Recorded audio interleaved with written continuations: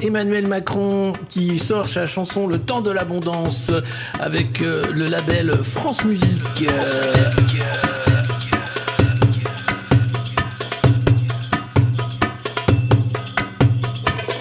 C'est la fin de l'abondance. C'est la fin de l'abondance.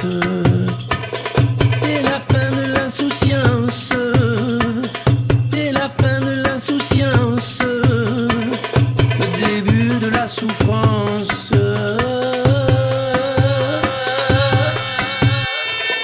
Et moi je veux que tu danses avec moi. Et moi je veux que tu danses avec moi. Et moi je veux que tu tendes ta main. Je veux que tu dises que tout va bien. Et moi je veux que tu danses avec moi. Et moi je veux que tu danses avec moi. Et moi je veux que tu tendes ta main. Je veux que tu dises que tout va bien. Tout va bien.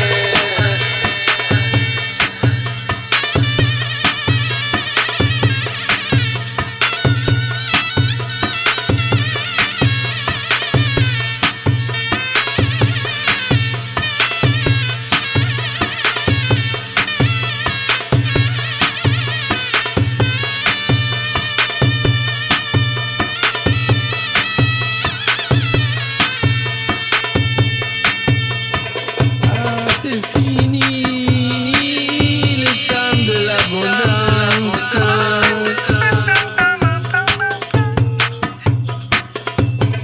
C'est fini, le temps de la souffrance.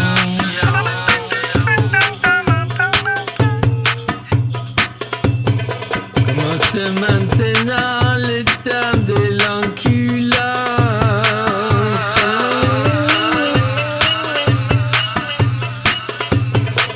Allez, viens, je veux que tu danses.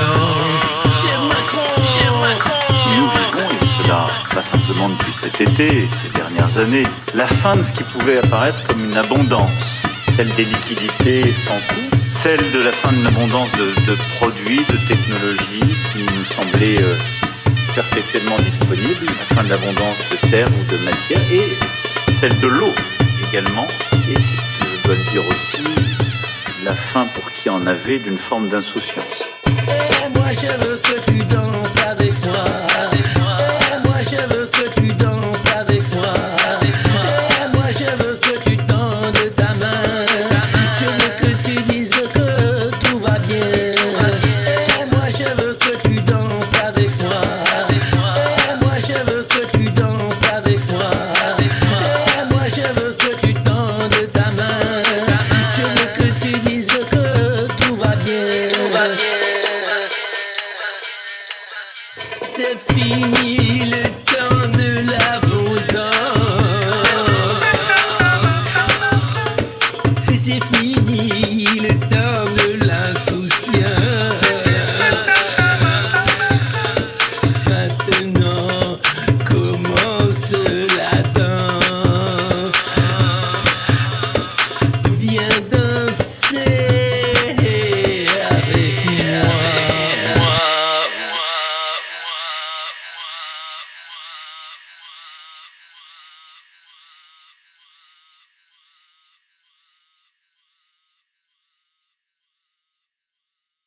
Emmanuel Macron qui sort sa chanson Le Temps de l'Abondance avec le label France Musique.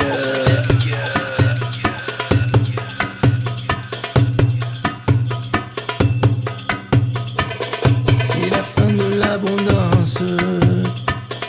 C'est la fin de l'abondance. C'est la fin de l'insouciance. C'est la fin de l'insouciance. Le début de la souffrance. Et moi je veux que tu danses avec moi.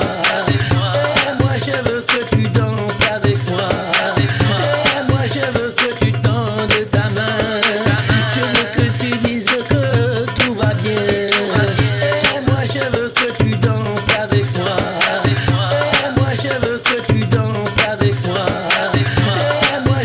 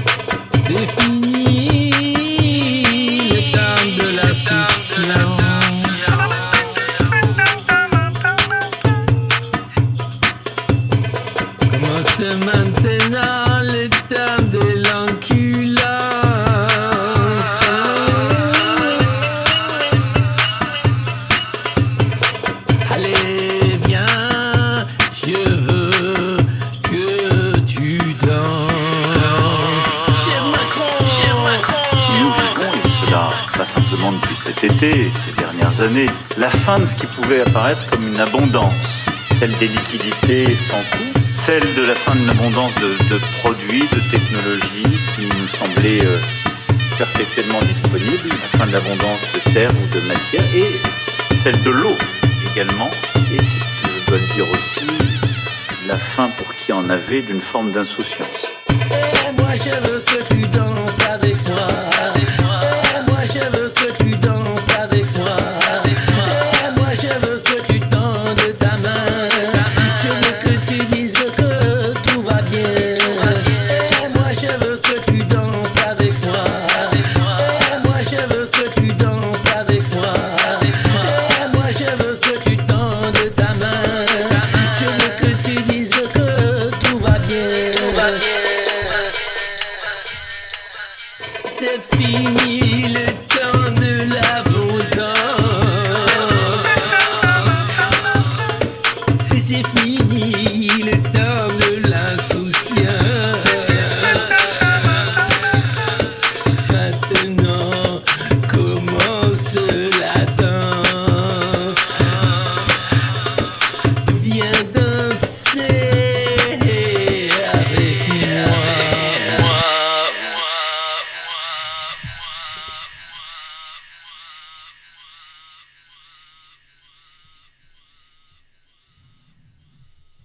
Salut Bajned, c'est la revue de presse du monde moderne. Eh oui, une petite intro pour vous faire plaisir. Avant de commencer, j'ai partagé dans le chat un lien important, c'est le Patreon de Bob Le Grutier. C'est un modernos historique. On avait fait un live avec lui depuis la cabine de sa grue où il nous avait montré comment encastrer une voiture sur une autre. C'était assez génial. Eh bien, figurez-vous qu'il aime les chats lui aussi et qu'il a une cagnotte que je mets en ligne tout de suite, Patreon, pour pouvoir nourrir ses chats, l'hôtel des chats. Alors n'hésitez pas si vous avez de quoi aider Bob, c'est ce matin ou jamais. Voilà, il m'a demandé de partager le lien, il est là. N'hésitez pas, sinon c'est sur son Twitter. Toujours pas de pull col roulé, décidément. Caramba, c'est-à-dire qu'il fait quand même 24 degrés, donc le col roulé, je ne sais pas à quoi ça sert. Ça sert peut-être, oui, à dire qu'on est sage. On obéit bien à EcoWatt, Info Service, Bison Futé de l'énergie, Emmanuel Macron tout rouge en col roulé, tout ça. Mais en fait, j'en ai rien à foutre. Et vous non plus, d'accord. Alors, c'est pas... Donc, Bob Le Grutier, si vous cherchez son Twitter, il est sous le nom de Harp Trucker, HARPTRUCKER. Et il y a le lien de son Patreon, c'est vraiment un mec en or. Donc voilà, si on peut lui filer un coup de main, ça sert à ça aussi, la communauté des modernos, pas juste à raconter des conneries tous les matins, même si ça fait du bien. Voilà. Allez, après ce message de service, il est nécessaire de vous parler bien de ce qu'on va dévoiler, enfin dévoiler, non, c'est un grand mot en réalité, des conneries qui étaient ce matin dans la presse. Alors, Bercy, Bruno Le Maire a sorti sa calculette et les Français devraient gagner en pouvoir d'achat, ça c'est formidable. Linky va pouvoir vous couper l'eau chaude. Eh oui, c'était un truc de complotisme, mais en fait, non, c'est vrai. Encore. Oui, c'est comme ça, qu'est-ce que vous voulez que je vous dise. Un Français qui gagne un prix Nobel de physique dans l'intrication quantique. Je n'essaierai pas de vous expliquer ce que c'est, mais ça va être compliqué. Un boost avec 800 recommandations, merci. Alors n'hésitez pas, vu que c'est le début de la revue de presse, à partager bien sûr le lien un maximum sur vos Twitch respectifs, vos réseaux sociaux, etc. À vous abonner, à nous suivre ici sur Twitch. Et puis à en parler, le bouche-oreille, c'est ce qu'il y a de mieux. Et si jamais vous avez besoin d'un coup de pouce comme Bob, un message de service, n'hésitez pas, on va essayer de pousser des initiatives qui sont sympas, qui sont nécessaires, qui sont utiles, et puis d'aider des membres de notre communauté grandissante et heureuse, bienveillante, joyeuse, que dire d'autre, les modernos qui se reconnaissent soit avec l'élastique à chibre, ils sont partis, ça y est, vous allez les recevoir pour ceux qui les aient commandés, et le Bajned qui fait que nous disons bonjour d'une manière assez particulière dans cette communauté de Twitch. Voilà, donc après cette mise en jambe nécessaire, nous allons parler bien sûr de ELV, nous allons parler de la rentrée parlementaire, nous allons parler sobriété, nous allons parler de de la Tunisie, où la révolution s'est faite voler, et ça va pas mieux là-bas. Et de plein d'autres choses. Si vous avez des questions, c'est le moment de les poser. Je réponds à une question que je choisis au hasard. Il est où BHL ? DTC, voilà, c'était la question. Merci. Non, une vraie question. Allez-y, je réponds à une question. Allez-y. Avant de commencer, on est 1000, je réponds à une question. L'idée, c'est d'être 2000 hein, pour l'émission de cuisine. Ah oui, on va parler du cinéma français. Pourquoi cette cravate ? Qu'est-ce qu'elle a, cette cravate ? Parce que j'avais envie. Je vais vous faire toute ma collection de cravates tous les matins. Voilà. Bonjour, c'est le cinéma français. Pourquoi tu viens plus nous voir dans les salles ? Bon alors, c'est une bonne situation journaliste. Ça dépend. Si vous êtes Christophe Barbier, oui. Si vous êtes moi, il y a des hauts et des bas. Et alors si vous êtes pigiste, non. C'est un métier de combat et si vous voulez le faire, il faut avaler des couleuvres ou bien vraiment être payé dans une précarité assez crasse. Donc non, c'est pas. Ça veut dire quoi, Bajned ? C'était un tweet malheureux de Gérard Larcher. Voilà, tweet de poche. Allez-y, double nœud, c'est plus joli. Non, j'aime pas les double nœuds. Ça fait François Braun. Il a des cravates dégueulasses, François Braun, avec des nœuds comme as. Je mets un peu le roulé quand il fera froid, parce que le col roulé à 23 degrés, c'est pas mon truc. Ouais, parce que Macron, quand il met son col roulé, eh ben, c'est déconnant, mais il fait 23 degrés en vrai. Donc ça n'a aucun sens. Et du coup, il est tout rouge et il sue. On fait quoi avec Colère et Dupond-Moretti ? Moi, j'ai bien une idée, mais je ne sais pas si ça respecte les standards de la communauté.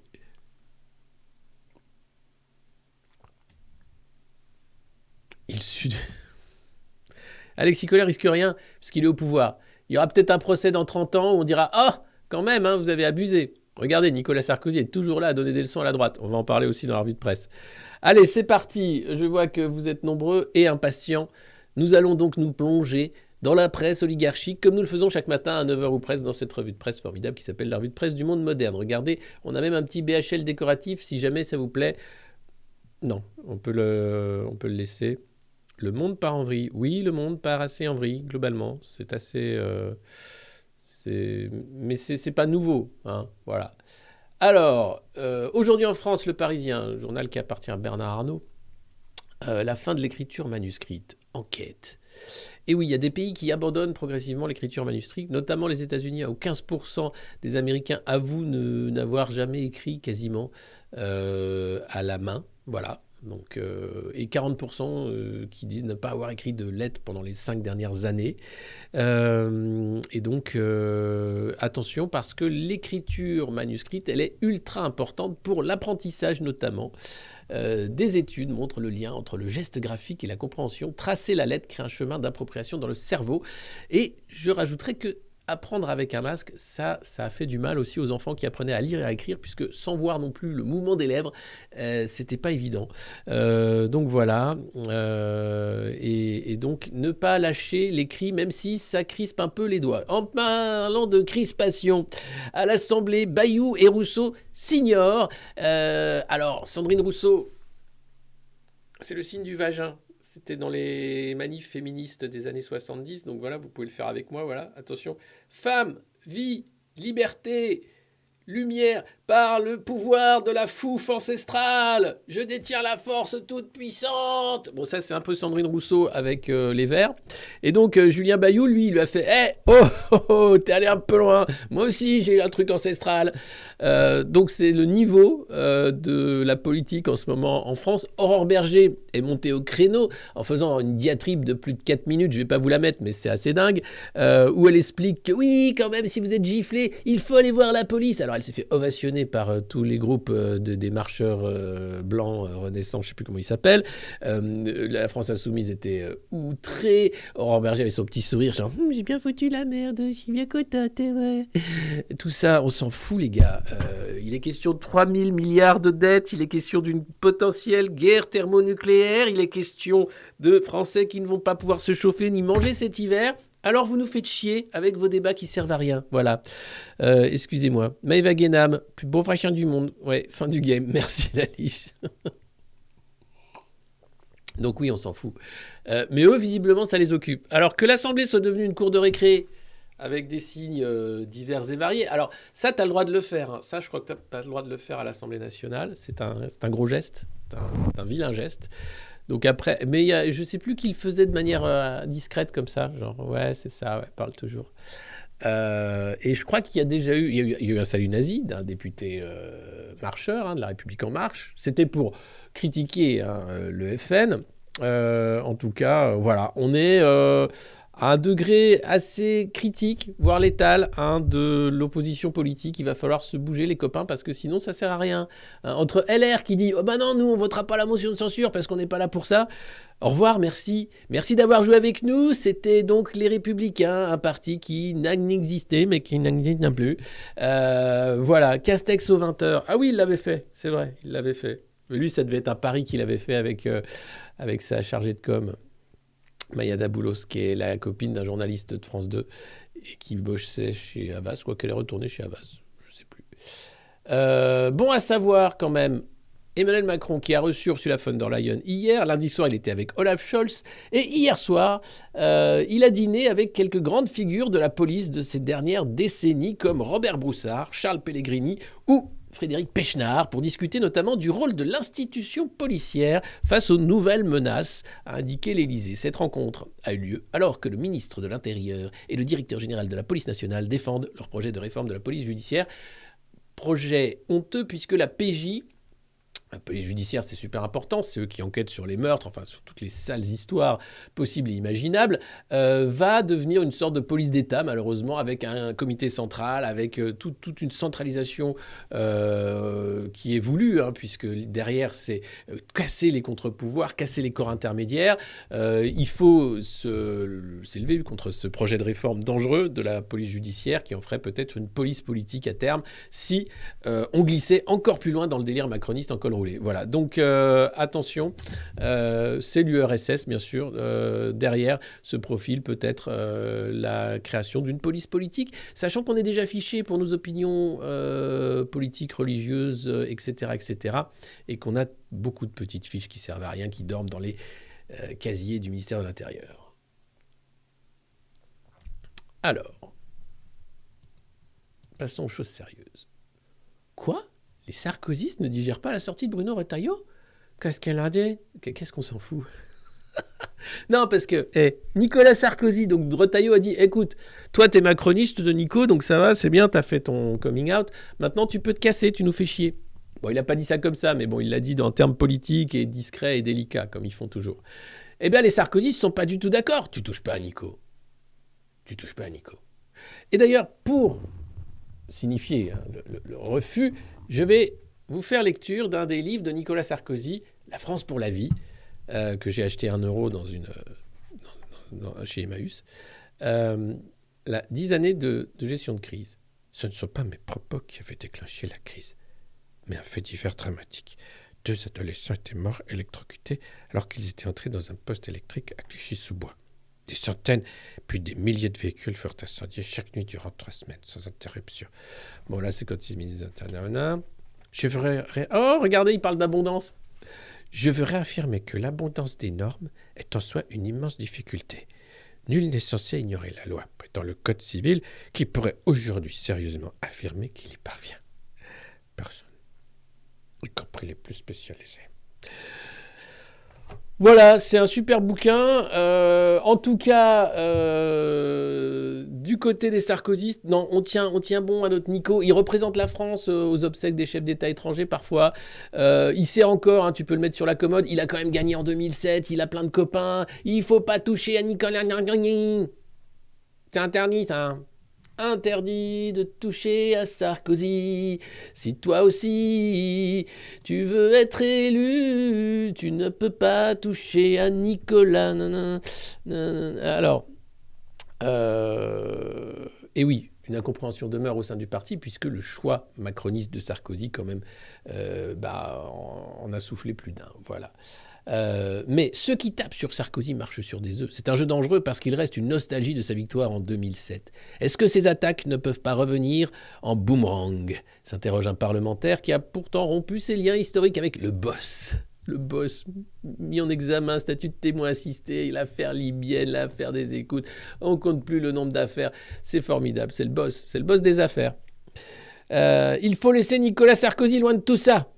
Bon, jamais trop loin quand même. Hein. Ce mardi midi, eh bien hier, Nicolas Sarkozy avait déjeuné quand même avec le dernier président de LR, Christian Jacob. Il s'en passe des choses. Hein, on s'en fout, mais alors il s'en passe des choses dans leur tête. Les mecs passent leur temps à déjeuner ou à dîner. Quand ils t'expliquent la valeur travail, tu sais que eux, leur boulot consiste globalement à se voir, à raconter de la merde sur les autres, à dîner, à déjeuner, et à préparer des plans de prise de pouvoir machiavéliques qui prennent des plombes, et nous, on les paye avec nos impôts. C'est formidable. Ça s'appelle la politique. Bon. Bajned à ceux qui arrivent, bonjour à nouveau, c'est la revue de presse du Monde Moderne. N'hésitez pas bien sûr à vous abonner et puis à nous suivre. C'est toujours un plaisir de voir la communauté des modernos grandir et de nouveaux membres arriver dans ce bouillon de bienveillance qu'est la revue de presse quotidienne du Monde Moderne. Voilà, merci. La Bash Crew, Bash Creed, Bajned, on peut en faire des trucs. Alors... Allons-y. La Tunisie, à l'heure de la survie. La Tunisie, il faut savoir que, à nouveau, un jeune vendeur de fruits ambulant s'est suicidé puisque la police lui a confisqué son outil de travail. La dernière révolution tunisienne s'était passée parce que là aussi, un jeune vendeur s'était immolé par le feu. Il n'avait pas pu non plus subvenir aux besoins de sa famille. Les jeunes de Tunisie pensaient avoir une révolution devant eux. Ils se sont fait voler la révolution par les partis en présence. Malheureusement, c'est un peu toujours la même chose, toujours les mêmes manœuvres. Et voilà la Tunisie qui plonge avec l'idée de dire que la prochaine révolution sera celle des affamés, mais elle n'est pas encore pour demain. Le sucre est déjà rationné là-bas, par exemple. Voilà, à Tunis, Rama, 42 ans, a pu acheter du sucre rationné à 2 kilos par personne. Quand je vois ça, je me dis que la Tunisie est tombée bien bas. C'est un pays qui méritait mieux. Voilà, quand vous voulez faire des révolutions citoyennes, attention, souvent il y a des mecs qui sont là pour les voler. C'est le cas au Liban, c'est le cas en Tunisie, ça a été le cas également en Algérie, un peu partout. C'est extrêmement compliqué et donc c'est pour ça qu'il ne faut pas trop rêver du grand soir, même s'il faut espérer qu'un jour nous reprendrons le pouvoir, espérer qu'un jour tous ces gens qui nous maltraitent finiront à leur tour par comprendre ce que c'est que de ne pas boucler les fins de mois. Voilà. En tout cas, courage à nos amis tunisiens. 2 scénarios pour une hausse des tarifs. Ah bah ouais, c'est sympa, c'est la SNCF. La SNCF qui s'est dit, bon, ça coûte cher l'électricité pour faire rouler les trains quand même, donc on va augmenter un peu les trains. Voilà. Alors, comment ça va se passer ? Très simple. Très très simple. Soit on augmente tous les trains, tout pareil, soit on augmente que les lignes à grande vitesse, avec les gens qui prennent de plus en plus de cartes d'abonnement, etc. De toute façon, cet automne, les prix vont augmenter, il n'y a pas le choix. C'est déjà un peu le cas. Bon, quand le train va coûter plus cher que l'avion, on va se poser une question aussi de pourquoi le train coûte si cher. Ah ben, c'est la concurrence, ça fait baisser les prix. Ah oui, puisque maintenant, il y a des trains italiens qui sont sur la ligne Lyon-Paris, par exemple. Alors, ça a fait baisser le prix, pour le moment, de quoi ? 3 € pour finalement en prendre 10 dans la gueule d'ici quelques années. Donc voilà, la directive rail européenne va foutre la merde également dans les transports. Il nous faudra sans doute 15 ans pour revenir sur « Ah, c'était une idée de merde, il faudrait quand même un grand réseau de transport national. » Oui, bah faisons-le maintenant, hein. Dis donc François Bayrou, t'es pas au commissaire au plan, là tu fais pas partie du CNR truc. Fais-nous un rapport sur le transport. Tu l'as déjà fait ? Ah merde. Peut-être il l'a déjà fait, je sais pas. Oh. En tout cas, attendez-vous à voir les billets de train augmenter, mais pas que. Tout va augmenter, mais selon Bercy, avec sa calculette magique, on va gagner en pouvoir d'achat. Donc je ne sais pas comment, mais c'est génial. Ils sont géniaux quand même. Ah, ça c'est une nouvelle qui fait plaisir. Parce que oui, cet hiver, Enedis pourra couper l'eau chaude à distance, grâce à l'écouteur Linky. Et oui, la filiale d'EDF, c'est génial. Là, tu te dis, mais non, mais c'était un truc de conspi, on n'avait pas le droit de dire ça. Mais si, on peut tout à fait dire ça. Voilà, elle va réduire certaines plages horaires d'heures creuses où l'électricité est moins chère afin d'éviter un surplus de consommation et limiter le risque de coupure. Ce sont les zones heures creuses. Voilà, donc c'est du 15 octobre 2022 au 15 avril 2023. Une partie des 4,3 millions de clients ayant un abonnement heure pleine, heure creuse ne pourra plus chauffer son eau entre midi et 14h. Plus de ballon d'eau chaude, donc pas de douche entre midi et 14h. Donc attention, hein, voilà, ça va être compliqué. Merci Linky, merci Enedis. Linky qui a été vendu un peu comme l'injection Pfizer. Hein, tu étais quasiment obligé de mettre ta Linky. Attention, tu mets pas de Linky. Mais dis donc, t'es un gros enculé de pas mettre de Linky. C'est ça qui va nous aider à éviter les coupures. Oui, mais j'ai pas envie de mettre un Linky, monsieur. Et c'est pas obligatoire. Ah bon? Mais vous avez 3 ans pour mettre un Linky. Mais je ne veux pas mettre un Linky. Ce verre est dégueulasse. Changer la couleur et éventuellement je mettrai peut-être un Linky rouge. Linky rouge, Linky bleu, Linky vert. Parce que tu crois que Bernard Arnault il a des Linky dans ses châteaux? Évidemment que non. Déjà il doit avoir des groupes électrogènes rien qu'à lui. Enfin bon bref. Oh là là là là là là. Qui est content de ne pas avoir un Linky? Qui c'est qui a pas son Linky? Déjà le nom putain Linky. Hey Linky, tu peux me mettre l'eau chaude? Non. Linky, j'aimerais bien allumer les plaques, là. Non, impossible. Tu sais, ça va être Hal, comme dans le film... putain, ce matin, je suis pas réveillé, c'est l'horreur. 2001, l'Odyssée de l'espace. Bonjour, Alexis, c'est ton compteur Linky. Je vais couper le chauffage pour ton bien. Non, Linky, il fait -2 dehors. Je coupe le chauffage, Alexis. Il faut dormir maintenant. Non, Linky, s'il te plaît. Au revoir. Linky. Et là, toi, t'essayes de le débrancher et lui, il t'envoie une charge, quoi. Non, mais ça va être un truc comme ça va être assez terrible. Donc attention, la guerre des Linky va commencer. En fait, ils l'ont pas vu dans Terminator, mais c'est peut-être par les Linky que les machines vont commencer leur rébellion, quoi. Le compteur Linky qui parle, tu sais, quand ils vont commencer à le faire parler, où tu vas dire, il est relié à la domotique et que les mecs vont te filer des charges quand tu prends ton bain, des trucs, ça va être assez dingue, quoi. Ouais, Chucky, Linky, le compteur qui a une âme. Qu'est-ce que je fais avec ce compteur vert qui me regarde bizarre? Allô Enedis? Oui. Mon compteur Linky se rebelle, il refuse d'allumer l'électricité. Comment ça? Ben, c'est pas vous qui le gérez à distance? Ah non, il a pris son indépendance. Putain. C'est sûr, ça a moins de gueule qu'un Terminator, mais ça peut faire du mal, un Linky qui marche pas. Donc voilà, c'était complotiste, il y a de ça quoi. Allez, 3 mois, c'est maintenant officiel. Avec Linky, on te coupe l'eau chaude. Allez, au revoir, merci. Sinon, ça, c'est dans le Parisien aujourd'hui en France. Bernard Arnault s'occupe de notre santé et il parle de nos repas dans 30 ans. Alors évidemment, il n'y aura plus de viande. Hein. Ouh, loulouloulou, dans 30 ans... Ceux qui mangent la viande, ce seront ceux qui auront le pass cannibale, qui auront le droit de manger les humains qui servent à rien. Parce que sinon, en réalité, il y aura des substituts végétaux à base de soja, d'amandes, des aliments séchés, hein, avec des techniques de conservation douce, voilà. Des jus de fruits, bon ça, ok. Des fruits et légumes de saison, hein, pas trop non plus, hein, donc beaucoup de choux, beaucoup de patates. Hein. On retourne finalement dans les... on retourne, ça c'est l'assiette de Jacou le Croquant quasiment. Hein. Céréales, légumineuses et soja. Alors, il n'y avait pas de soja à l'époque, hein, mais bon, sinon, céréales et légumineuses, c'était quand même la base, hein, le gruau. Voilà, donc une bonne assiette de gruau pour le croquant que tu es. Alors Manon, tu as fini ta journée de travail pour l'oligarchie? Tu as mangé ton bol de gruau? Oui, monsieur, oui. Eh ben, c'est bon pour la santé, figure-toi, et c'est bon pour la planète aussi. Oh, merci.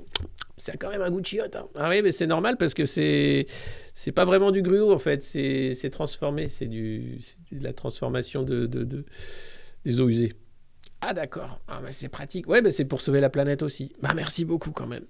Voilà, et alors ce qui va être totalement remplacé ou vraiment en baisse, hein, ça va être la viande et les protéines animales, sauf bien sûr la viande humaine, comme je vous le disais. Consommation de viande divisée par 3. Voilà, les protéines animales ne représentaient plus que 49% du total. Fini le cacao, le café, les sucres, les fruits tropicaux, parce que le transport, ça coûte trop cher. Et puis, alors tout ce qui est produits transformés, vous oubliez. Et ça, c'est pas plus mal quand on voit le mal que fait Nestlé avec ses produits issus de l'industrie agroalimentaire. Ça fait rêver. Hein, n'est-ce pas? Ça fait rêver. Alors, profitez des barbecues. Profitez des barbecues. Tant que vous pouvez encore faire cuire de la viande. Parce que bientôt, c'est fini. Voilà. On est vraiment dingue. Soleil Vert se passe en 2022. Oui, ce film merveilleux avec Charlton Heston où on mange les humains qui choisissent eux-mêmes de se suicider puisque la Terre est en surpopulation, la chaleur est étouffante et c'est un monde où le corps humain est transformé en pilule, le Soylent, qui est ensuite donné à manger à tout le monde. Bon, je vous fais un spoil, mais tout le monde connaît le film. Voilà. Alors, ce qui manque là dans leur truc de repas dans 30 ans, c'est les insectes. Voilà. Ils mettent protéines bon marché, facile à conserver. Ils ont peut-être oublié les insectes dedans. Mais même Jacques le Croquant, je crois qu'il ne bouffait pas les sauterelles. Enfin voilà, c'est quand même assez merveilleux de voir que Bernard Arnault s'occupe de notre santé et nous prévient que dans 30 ans, vous boufferez de la merde, il n'y aura plus rien à manger. Voilà. Ça s'appelle le progrès. Ah, d'accord. Je ne voyais pas ça comme ça, moi, le progrès. On me parlait de voitures volantes, de bases lunaires. D'ailleurs, la fusée, elle n'a toujours pas décollé. Dis-moi pas que c'est pas vrai. Bah, si. Et bah, il y a des tempêtes tropicales, il fait jour, il fait nuit, la Terre tourne, donc c'est compliqué. Artemis, elle s'appelle? Je ne sais plus comment elle s'appelle. Elle n'a pas décollé encore. Et bien sûr, sabot en bois, vêtements en chanvre, coupe au bol, hein.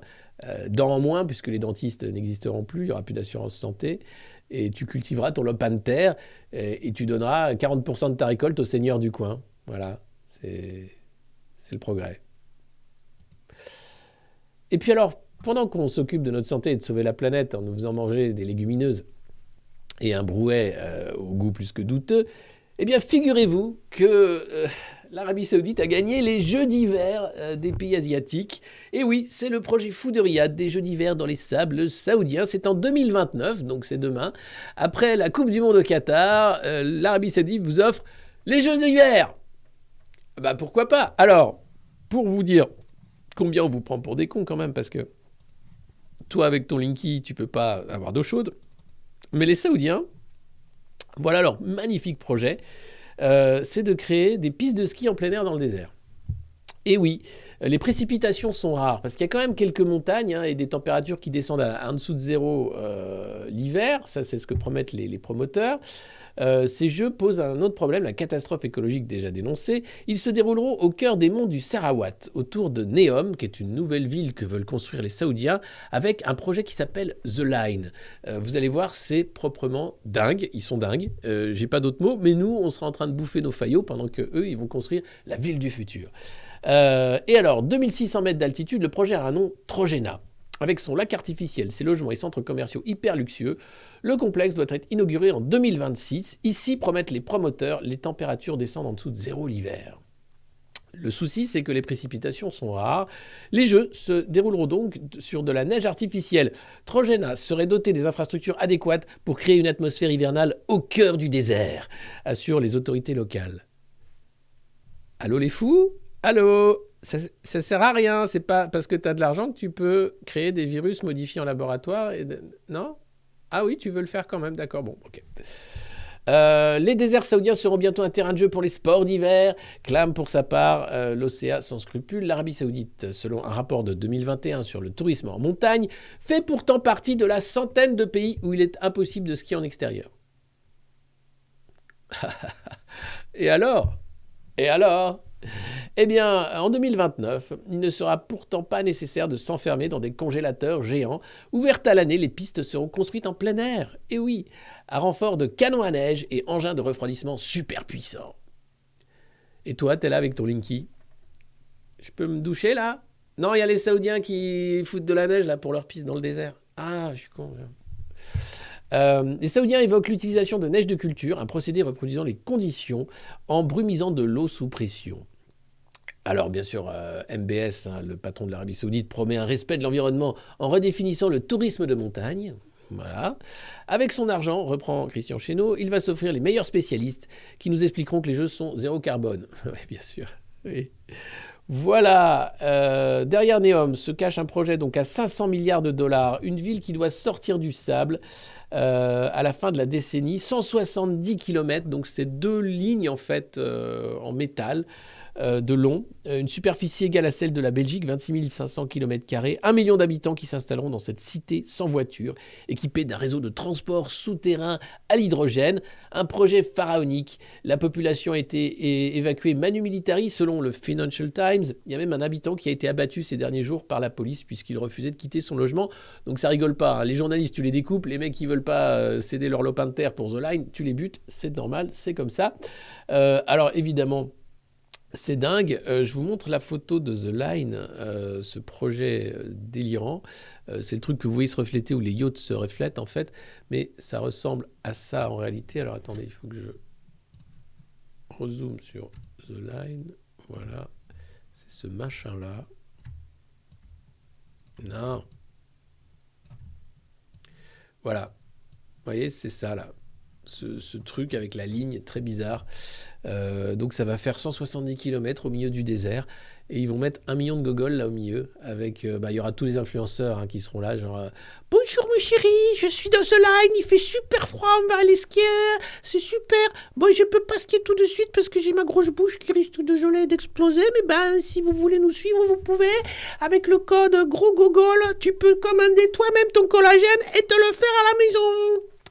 Ça promet la ville du futur. Putain, à quand la chute? Je ne sais pas.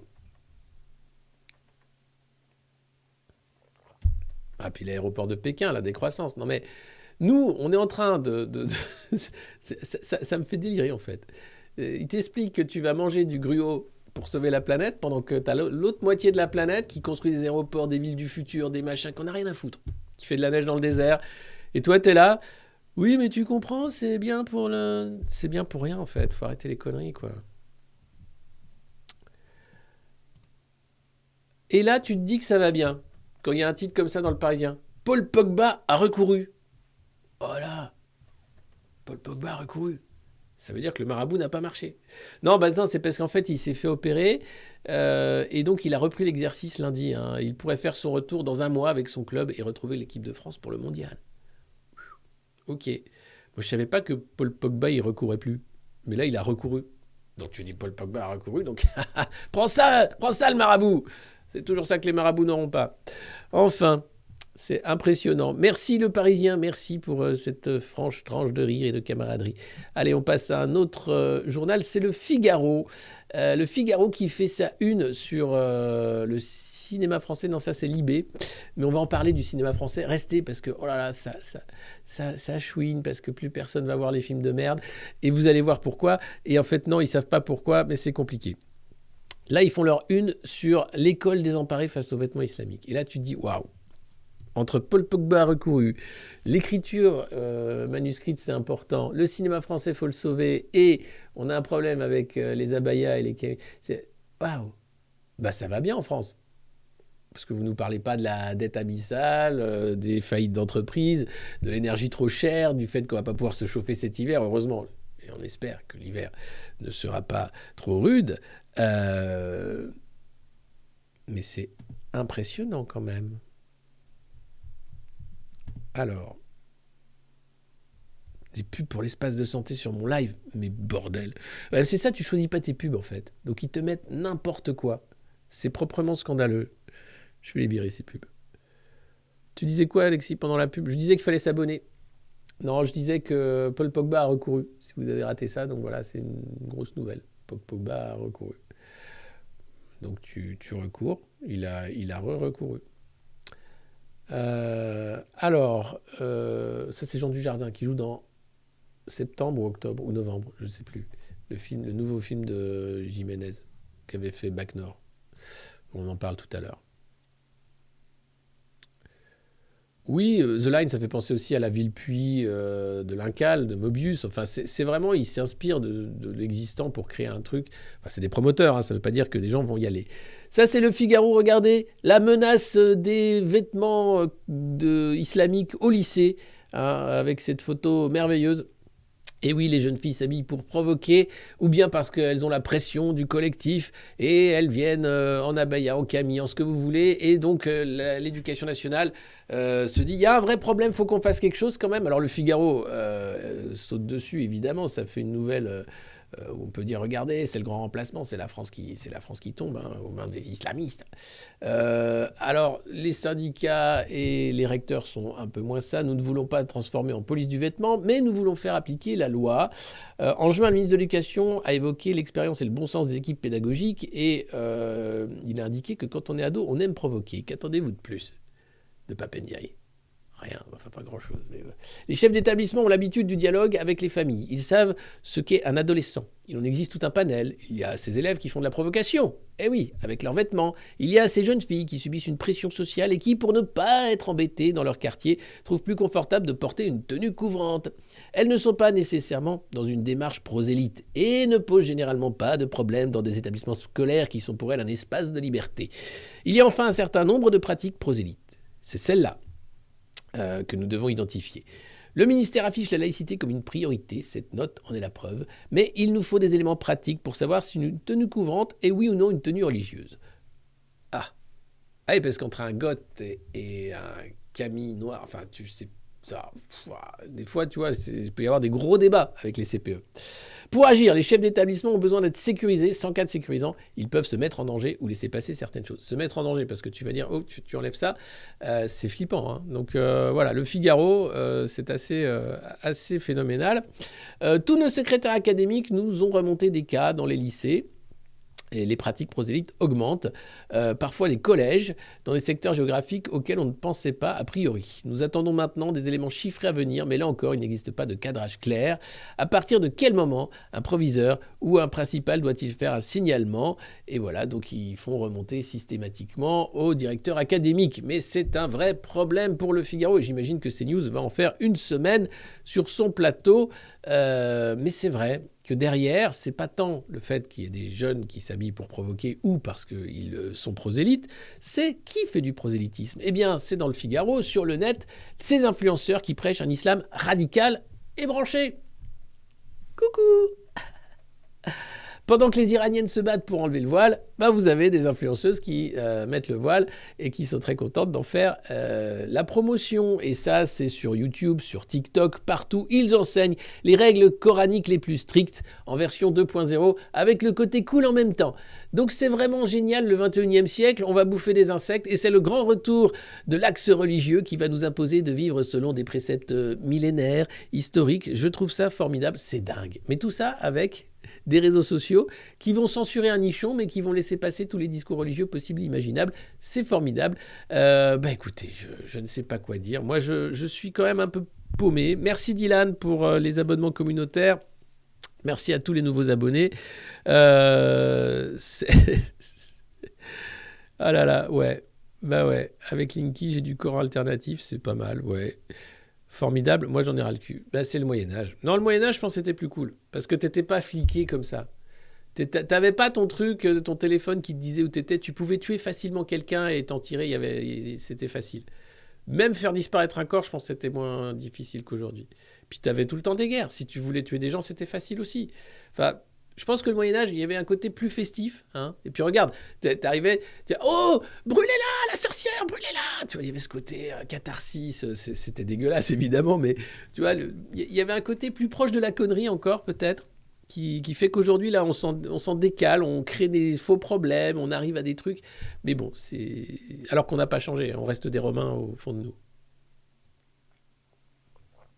Espérance de vie de 33 ans Moyen-Âge, ça dépend, il y en a qui ont vécu quand même beaucoup plus vieux. Puis tu avais les armures, c'était classe. Puis tu pouvais te fringuer n'importe comment. Les mecs te disaient rien. Alors là, côté wokisme, ça y allait, quoi. Les coupes de cheveux, n'importe comment. Les couleurs, les machins, là... Non, c'était bien. Internet en 56K. Oui, il n'y avait pas Internet. Il y avait les moines copistes. Il y avait les universités. Il y avait... tu pouvais même être à poil, ouais. Tu pouvais ne pas manger, ne pas te fringuer, finir au cachot. C'était assez impressionnant. Il n'y avait pas Twitch, il n'y avait rien. Mais on y va quand même. On y retourne quand même globalement, mais avec TikTok. Imagine, et Henri IV qui fait sa petite Corée en armure. C'est pas le Moyen-Âge, Henri IV. Et malheureusement, il y en a qui suivent. Aldebert le Gros qui fait sa Corée en armure.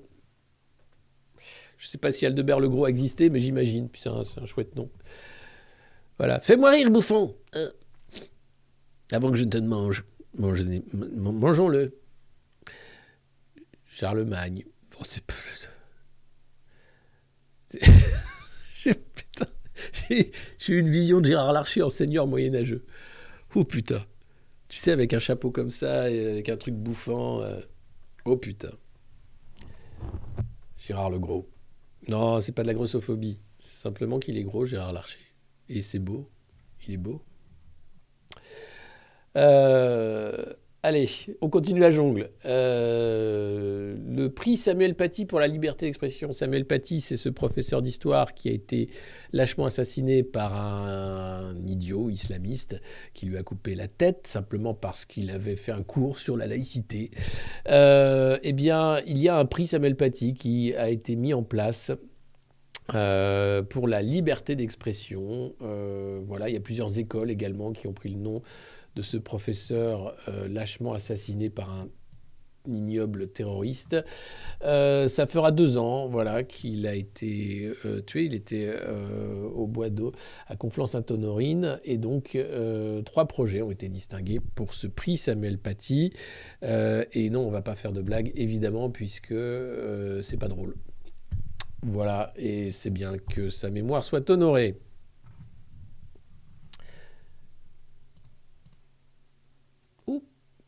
Ah, ça, c'est un titre d'article où tu comprends pourquoi Macron en a rien à foutre des affaires.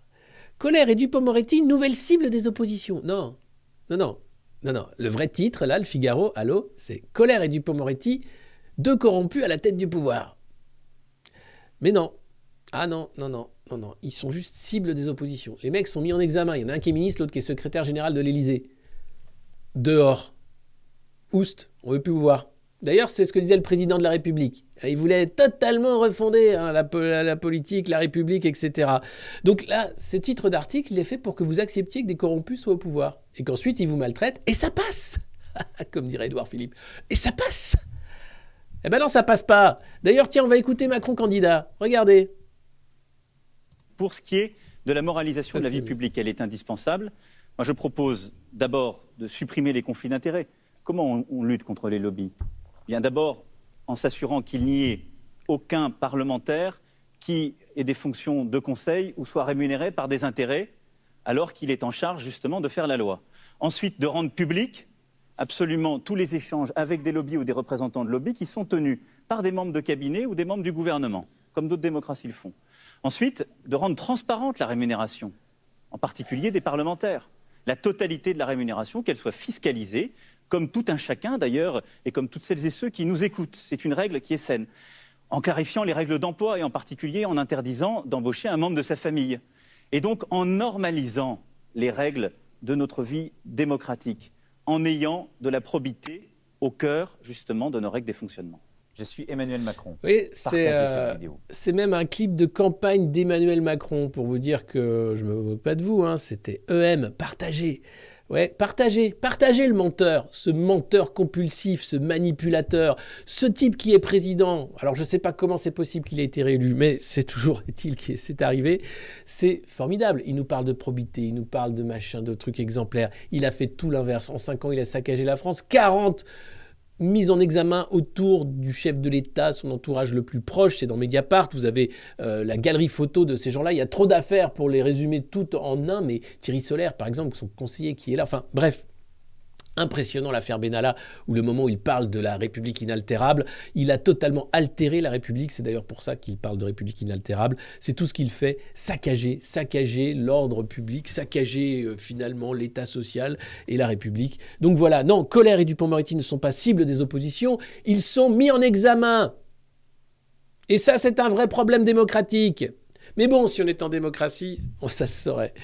Là, on est malheureusement dans une démocratie défaillante, et c'est rien de le dire. C'est terrible, terrible. Donc voilà, vous voyez, les mots de Macron, candidat en 2017. Une pensée émue quand même pour François Fillon.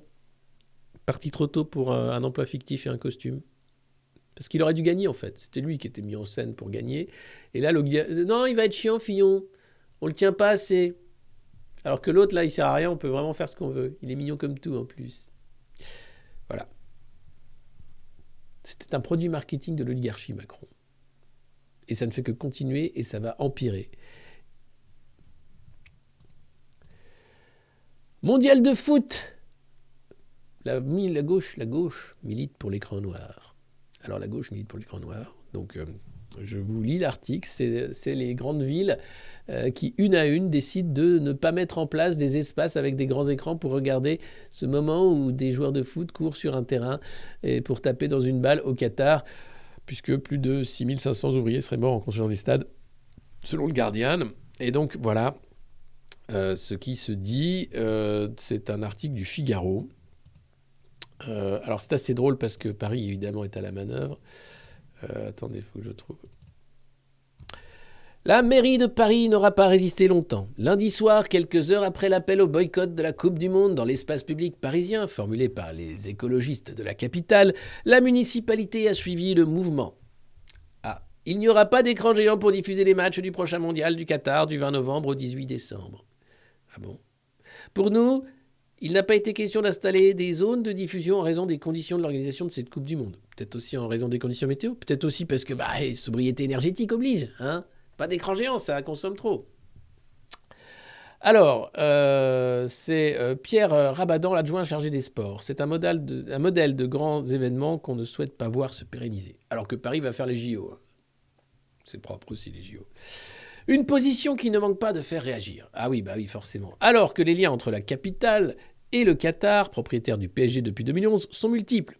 Je regrette que Madame Hidalgo puisse prendre des mesures alors qu'elle compte beaucoup sur l'image du PSG tout au long de l'année, a pesté le copropriétaire de l'AS Saint-Étienne, Bernard Cayazo, résident aux Émirats Arabes Unis à l'année, en marge du congrès des News Tank mardi. Il y a des mecs qui résident en Arabie Saoudite à l'année, comme par exemple Bernard Cayazo. Et c'est vrai que c'est totalement hypocrite, puisque le Qatar est propriétaire de je ne sais pas combien de clubs de foot, qu'ils ont investi dans le foot comme une arme de soft power pour promouvoir leur pays, leur régime et se jouer des coudes contre les voisins saoudiens. Voilà. Régulièrement aperçue au Parc des Princes, la maire de Paris avait également validé l'allumage de la Tour Eiffel aux couleurs du PSG lors de l'arrivée de Neymar en 2017. Eh ouais, la Tour Eiffel, clic, clic. Un coup couleur de l'Ukraine, un coup couleur de je sais pas quoi, un coup couleur de... Ah, c'est la gastro. Un coup couleur du PSG parce que c'est Neymar qui arrive. Neymar qui soutient Bolsonaro. Ah bah on est bien là, la gauche. Bah on est bien. Ce boycott veut dire qu'on n'en fera pas la promotion dans l'espace public. On ne dit pas qu'on est contre le PSG ou le Qatar, mais ce type d'événement dans des conditions comme ça. A rectifié David Béliard, adjoint EELV à la mairie de Paris. Voilà. Martine Aubry a annoncé aussi samedi que la ville de Lille n'installera pas d'écran géant pour retransmettre le grand round mondial de cet hiver. Et elle a été suivie par Strasbourg, Bordeaux et le maire PS de Marseille. Voilà. Bon voilà, vous êtes prévenus. Il n'y aura pas de fan zone pour la Coupe du Monde cet hiver. Mais en même temps, comme c'est cet hiver, on n'a peut-être pas envie de se geler les couilles devant un écran géant pour regarder des matchs de foot, sachant que, c'est le foot quoi. Paul Pogba a recouru. Hein, c'est quand même intéressant comme nouvelle parce qu'il n'avait pas recouru depuis longtemps. Mais là, il a recouru après son opération. Voilà. Non, ça, le foot, c'est de la liesse populaire. Nous sommes presque 2000. Il suffit d'un petit boost pour que nous soyons 2000 ce matin. N'hésitez pas à vous abonner, à partager. Et une pensée à tous les fonctionnaires qui doivent supporter des hiérarchies qui font comme si de rien n'était. Ram Zakom, merci pour les 2 mois d'abonnement. N'hésitez pas, c'est maintenant ce stream de la revue de presse. Il est pour vous, et si on est 2000 chaque jour pendant une semaine, il y aura l'émission culinaire moderne où nous ferons une recette particulière en votre compagnie. Voilà. Alors, et puis c'est mercredi, c'est le jour des enfants, c'est vrai, et c'est la tartiflette aussi, et c'est Kippour aussi, bon Kippour alors. Darmanin reporte sa venue en Corse, les nationalistes mettent la pression. Quoi ? Darmanin vient pas en Corse ? Ouais. Ah ouais, mais il était attendu, mais il s'est dit ouloulou, les conditions pour un dialogue ne sont peut-être pas réunies. Et oui, simple report de quelques semaines ou véritable coup d'arrêt dans les discussions. C'était le communiqué de presse hier du ministère de l'Intérieur, évoque les conditions d'un débat serein qui ne sont pas réunies. C'est-à-dire que Darmanin a peur de se prendre des tomates, voire plus, si jamais il va en Corse, et on comprend. Donc il n'y va pas, évidemment. Le processus est fragilisé. Voilà, il faut dire qu'une décision de justice a un peu crispé les relations. Le rejet par la Chambre de l'application des peines antiterroristes de la Cour d'appel de Paris d'une énième demande de semi-liberté de Pierre Alessandri, 64 ans, qui a été condamné à la perpétuité pour l'assassinat du préfet Claude Érignac le 6 février 1998. Il était libérable depuis 2017, mais il est toujours en prison. Et là, évidemment, dans la foulée, les élus de l'Assemblée de Corse ont suspendu leurs travaux, ponctués par une prise de parole offensive de Gilles Simeoni, le président autonomiste de la région. Donc on sent bien que c'est tendu entre Paris et Ajaccio. La parole est plus dure du côté des indépendantistes, de Corée Infronte. Monsieur Darmanin allait venir pour quoi faire? Nous annoncer des bonnes nouvelles ou venir cristalliser les haines et les rancœurs? C'est Paul-Félix Benedetti, élu à l'Assemblée de Corse. En l'état actuel, nous sommes dans la méfiance. On sent un comportement qui n'est pas clair. Le dialogue ne peut être constructif dans ces conditions. Si demain il y a une évolution, on réadaptera notre position. Ces manœuvres du gouvernement existent-elles parce que nous avons stoppé la rue? Peut-être. Et oui, parce qu'attention, jeunes vieux indépendantistes n'ont pas du tout les mêmes moyens d'action. Et les indépendantistes historiques ont calmé les mouvements de foule qu'il y a eu cette année. Donc il y a un peu un retour qu'ils attendaient de la part de Darmanin, mais pas vraiment. Il ne faut pas lâcher la mobilisation. Le combat des nationalistes a toujours été adossé à des revendications populaires. Voilà. Les services de renseignement, eux, de leur côté, redoutent une reprise des manifestations et des violences face à cette situation de blocage. Effectivement, c'est pas la venue de Darmanin qui changerait quoi que ce soit. Alors là, le Puy du Fou, c'est génial. Parce qu'ils ont une école. Ils ont la Puy du Fou Academy. C'est vrai.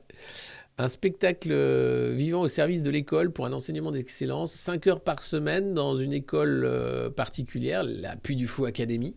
On y apprend les arts équestres, les arts du spectacle, les machins. Et donc c'est un truc qui marche super bien. Ce Puy du Fou, alors évidemment, c'est pas forcément l'histoire. Il y a un projet d'internat, etc. Et puis tous les lundis matins, petits et grands, se réunissent pour chanter l'hymne du Puy du Fou, précise le directeur de l'établissement. Pour rendre cet instant encore plus émouvant, Marc de Massia, professeur de français et d'histoire au collège et au lycée, a mis en place un chœur composé de 60 chanteurs, dont 10 musiciens. Les jeunes sont vraiment motivés par ce projet, leur soif d'apprendre me fascine. Voilà. Je suis puy-folaise depuis 2005. Je participe au spectacle bénévole de la Cinécénie. J'aime la créativité, la poésie et la rigueur du Puy du Fou. Quand j'ai su que le lycée ouvrait, j'ai immédiatement postulé. Voilà, donc c'était encore un coup du Puy du Fou. Ça n'arrête pas, c'est incroyable. C'est mieux que Disney, c'est le Puy du Fou. C'est ce qu'ils ont inventé, un peu trop strict quand même. Je sais pas à quoi ça va ressembler l'internat de la Puy du Fou Academy. J'attends l'émission de télé sur CNews. Ça risque d'arriver. Puy-Folaise. Ouais, je connaissais pas ça. Je suis Puy-Folaise. Le duc du Puy du Fou s'adresse à vous aujourd'hui depuis son palais ducal. Oh putain, c'est beau, c'est beau. On avait un autre projet, nous, mais qui n'a pas reçu les subventions de la région. C'était le Puy du Foutre, un grand parc de la Partouze qui devait être subventionné par la région Auvergne-Rhône-Alpes, mais malheureusement, le Revoqui n'était pas trop pour. Pourtant, on avait déjà tout écrit avec Antoine, c'était assez super. Hein. Il y avait des vieux châteaux, des donjons, il y avait plein de trucs, mais bon. Encore un beau projet qui ne verra pas le jour. Pourtant, c'était plus de 100 emplois qui étaient promis avec le Puy du Foutre. Alain Aspect, on passe quand même d'une blague graveleuse et terrible, et je m'en excuse, au prix Nobel de la Révolution quantique. Voilà. Alain Aspect, le Nobel de la Révolution quantique. Les Français ont été récupérés avec... récompensés, pardon. Excusez-moi, je suis content de ma blague de merde. On a le clip, on pourrait faire le clip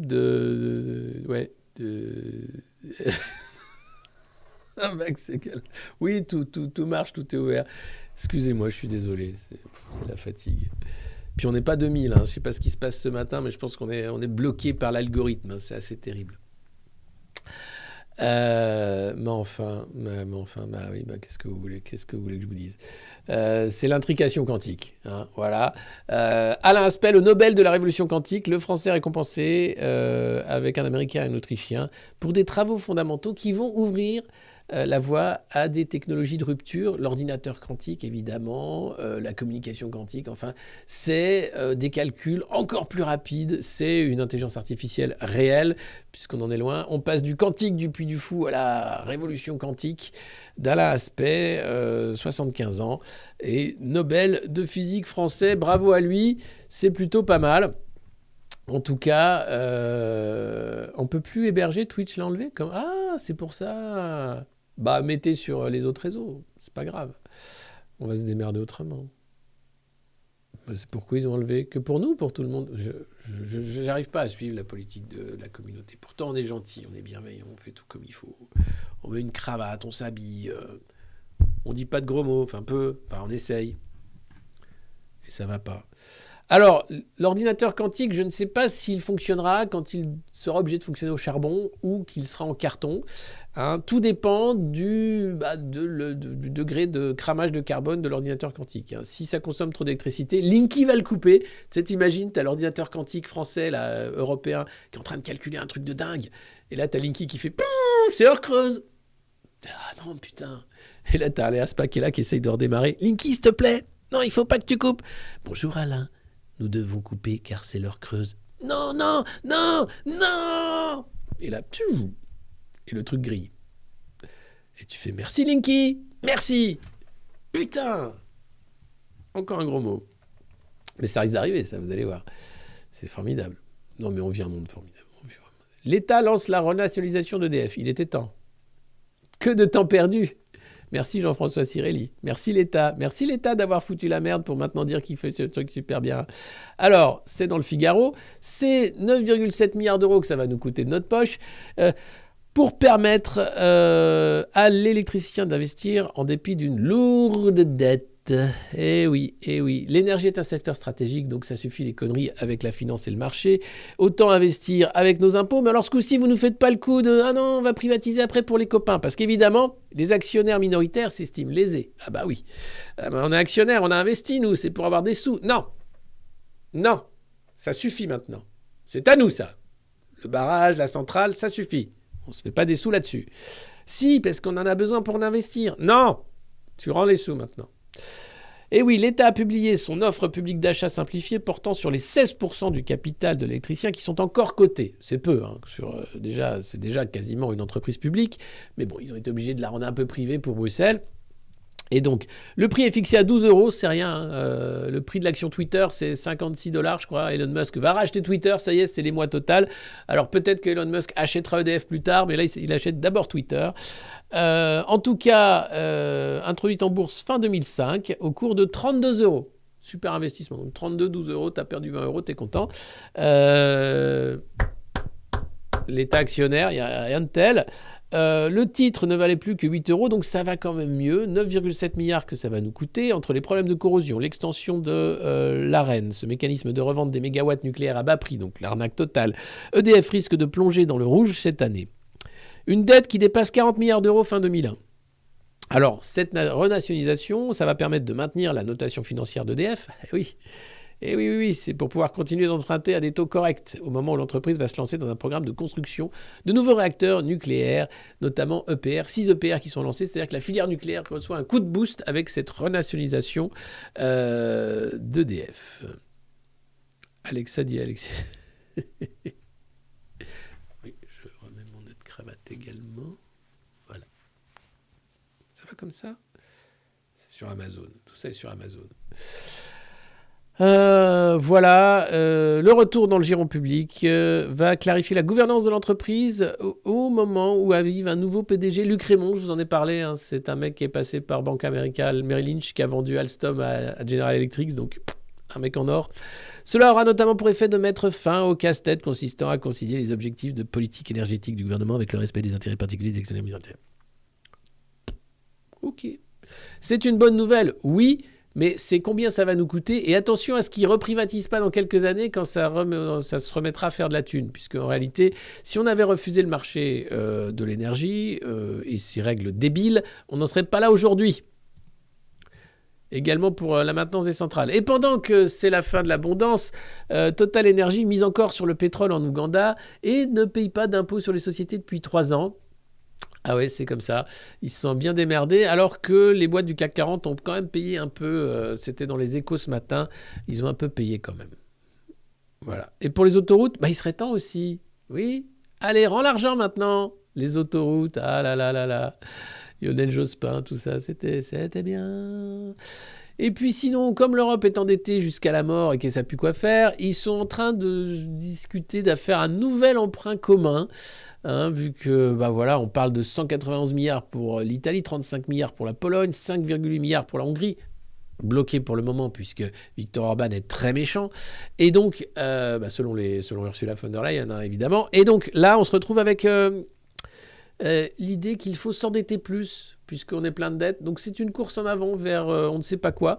Avec de l'argent magique, évidemment. Non, avec de l'argent des marchés, puisque comme ça, on décidera ensuite de dire, par exemple, à Mélanie, si elle est élue en Italie, tu fais ce qu'on te demande, sinon tu peux plus emprunter, connasse. Ah bah d'accord. Qu'est-ce que vous me demandez ? Eh ben tu flingues les retraites, le chômage, tu fais en sorte que les gens travaillent pour rien du tout, et si jamais ils gueulent, tu leur tapes sur la gueule. C'est clair ? Oui ? Très bien. Et ah oui, tu fais en sorte que l'électricité aussi soit coupée entre 14h et 16h. Et tu leur dis de mettre des cols roulés cet hiver. D'accord. Qui va rembourser ? Personne, évidemment. On s'endette pour rembourser la dette. Donc, autant vous dire que cette chaîne de Ponzi finira mal, comme toutes les chaînes de Ponzi. Mais bon, ça mettra du temps vu que c'est les États, là. C'est pas Georges Madoff. Pourquoi Bercy table sur un rebond du pouvoir d'achat en 2023 ? Bah, parce que Bruno a une calculette magique. Ouais. Ça, c'est les calculs de Bercy qui font que oui, le gouvernement s'attend à une nette hausse des salaires de 4,1% en 2023, après 3,6% en 2022. Sachant que l'inflation est à 7%, de toute façon, ça fait qu'on est ric-rac pour dire qu'on n'a pas perdu en pouvoir d'achat. Ce qui est faux, puisque tout augmente, que ce soit les loyers, l'électricité, les transports, tout augmente. Donc, de toute façon, en pouvoir d'achat réel, on a perdu. Et vous allez voir d'ailleurs, c'est assez marrant, quand on va parler du cinéma français, on va parler de l'inflation. Ils ont fait un graphique qui montre que l'euro a fait exploser les prix de tout. Ça, on n'avait pas le droit de le dire, mais c'est vrai, depuis l'euro, tout augmente. Et de manière stratosphérique. Et là, grâce à la calculette de Bruno, alors les Français, donc je calcule, donc 12 plus moins 4, et ben voilà. Plus 4 € par mois dans la poche des Français, de quoi qu'ils se plaignent. Et un pull col roulé offert pour tous ceux qui éteignent la télé quand c'est rouge, avec EcoWatt. C'est bien pour vous. C'est dingue, c'est du foutage de gueule. Mais bon, donc il table là-dessus, on verra en janvier. Bruno va fustiger. Aujourd'hui, normalement, Bruno fustige. Hein. Il a reçu les énergéticiens, il les reçoit à Bercy pour dire attention Coco. Et puis on va parler du cinéma français maintenant. Alors partagez un max parce que je sais que le cinéma français, ça pose beaucoup de questions entre tous les acteurs. François de Cluzet, bonjour, monsieur le président. Tous les acteurs qui étaient là genre « Ah, moi j'en ai marre des non-vaccinés, ils ont qu'à se vacciner, connard, qu'est-ce que c'est ça ?» Je sais plus qui c'était, si c'était Cadmerade ou... non, c'était Didier Bourdon. Qu'ils ont qu'à crever. Ouais, plus tous les navets qui sont produits au kilomètre. Hein, c'est formidable. Donc là, novembre, la traque impitoyable. Et là, t'as Jean Dujardin avec Sandrine Kiberlin qui sont là, genre, t'as ton passe vaccinal ? C'est ça la traque de novembre. Non, évidemment, c'est la traque sur les terroristes. Mais bon, là, tu peux te dire, peut-être qu'on a affaire à des mecs de l'ARS hein, qui sont là devant un soignant non vacciné.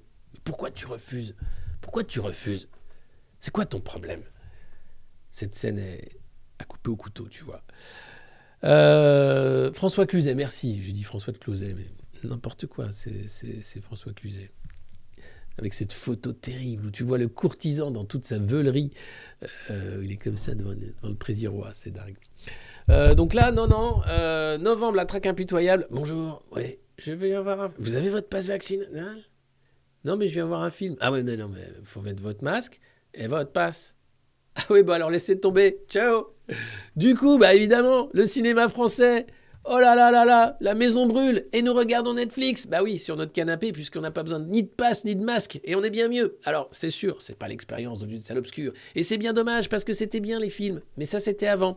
Et maintenant, dans la société de l'immédiateté, de l'Instagrammeuse et de la TikTokeuse qui sert à rien, un film, ça demande du temps, de l'argent aussi. Le prix du ticket a explosé et puis du talent. Et c'est vrai que les idées manque, que le népotisme aussi fait que ce sont les fils d'eux qui font des films ou qui sont acteurs ou actrices, et ça se voit, c'est pas non plus les meilleurs. Et puis les idées, c'est tout le temps à peu près la même chose qui revient un peu sur le devant de la scène.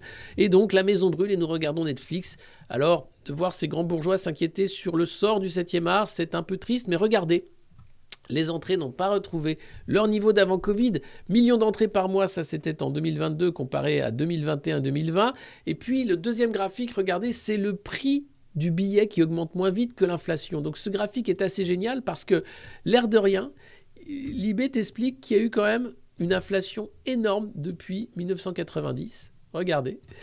Inflation, si un produit coûtait 100 € en 1990, il coûte désormais 158 €, soit une hausse de 58%. Donc l'inflation, elle est endémique et c'est l'euro qui a poussé cette inflation, qu'on le veuille ou non, même si c'était l'argent, la monnaie unique qui devait nous protéger d'une inflation. Et le billet, lui, a moins augmenté. Il est passé de 4,8 € en 90 à 7 € en 2021, soit une hausse de 47%. Alors, je ne sais pas où ils ont vu 7 €, puisque dans certaines salles, c'est 12 €. Voire plus. 7 €, c'est un billet pas cher maintenant, mais c'est rare de trouver des billets à 7 €. Donc, globalement, c'est le CNC qui a produit ces chiffres. Mais ce qui est intéressant dans ce graphique, c'est pas tant le prix du billet de cinéma, mais de voir l'inflation réelle depuis 1990, où on est passé d'un produit de 100 € qui coûte maintenant 158 €. C'est proprement scandaleux, c'est dingue, avec des salaires qui, évidemment, n'ont pas été augmentés de 58%. Donc, autant vous dire qu'en termes de pouvoir d'achat, on a vraiment perdu beaucoup et on a pris cher, sans compter le prix du logement qui est maintenant une charge fixe quasiment devenue insupportable pour de nombreux ménages. Voilà.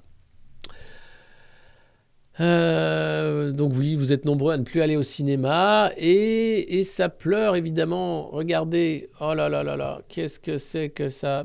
Elles sont interviewées par Libé. Alors j'ai plus leur nom. Attendez que je trouve leur nom. Voilà, c'est là. Il s'agit de Juliette Lou-Lévy qui est productrice. On baigne dans un climat de démagogie hyper grave.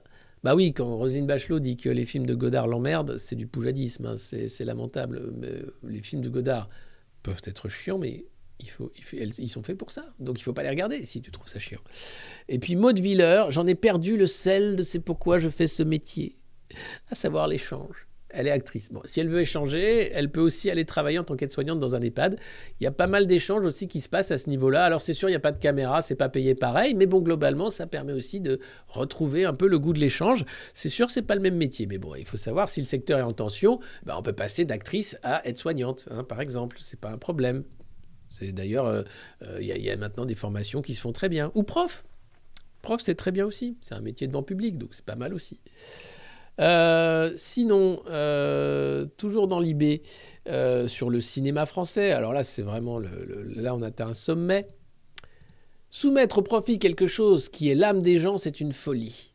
Il parle bien sûr du cinéma qui devrait devenir profitable avec Netflix qui produit des bouses en chaîne, puisqu'il faut un cahier des charges quasiment pour être sûr qu'on est bien dans l'idéologie globale de Netflix. Alors, oui, mais j'ai envie de dire, soumettre au profit quelque chose qui est la santé des gens, c'est une folie. Soumettre au profit quelque chose qui est l'éducation des gens, c'est une folie. Soumettre au profit quelque chose qui est le chauffage des gens, c'est une folie. Soumettre au profit, globalement, des choses qui font partie des besoins de base, c'est une folie.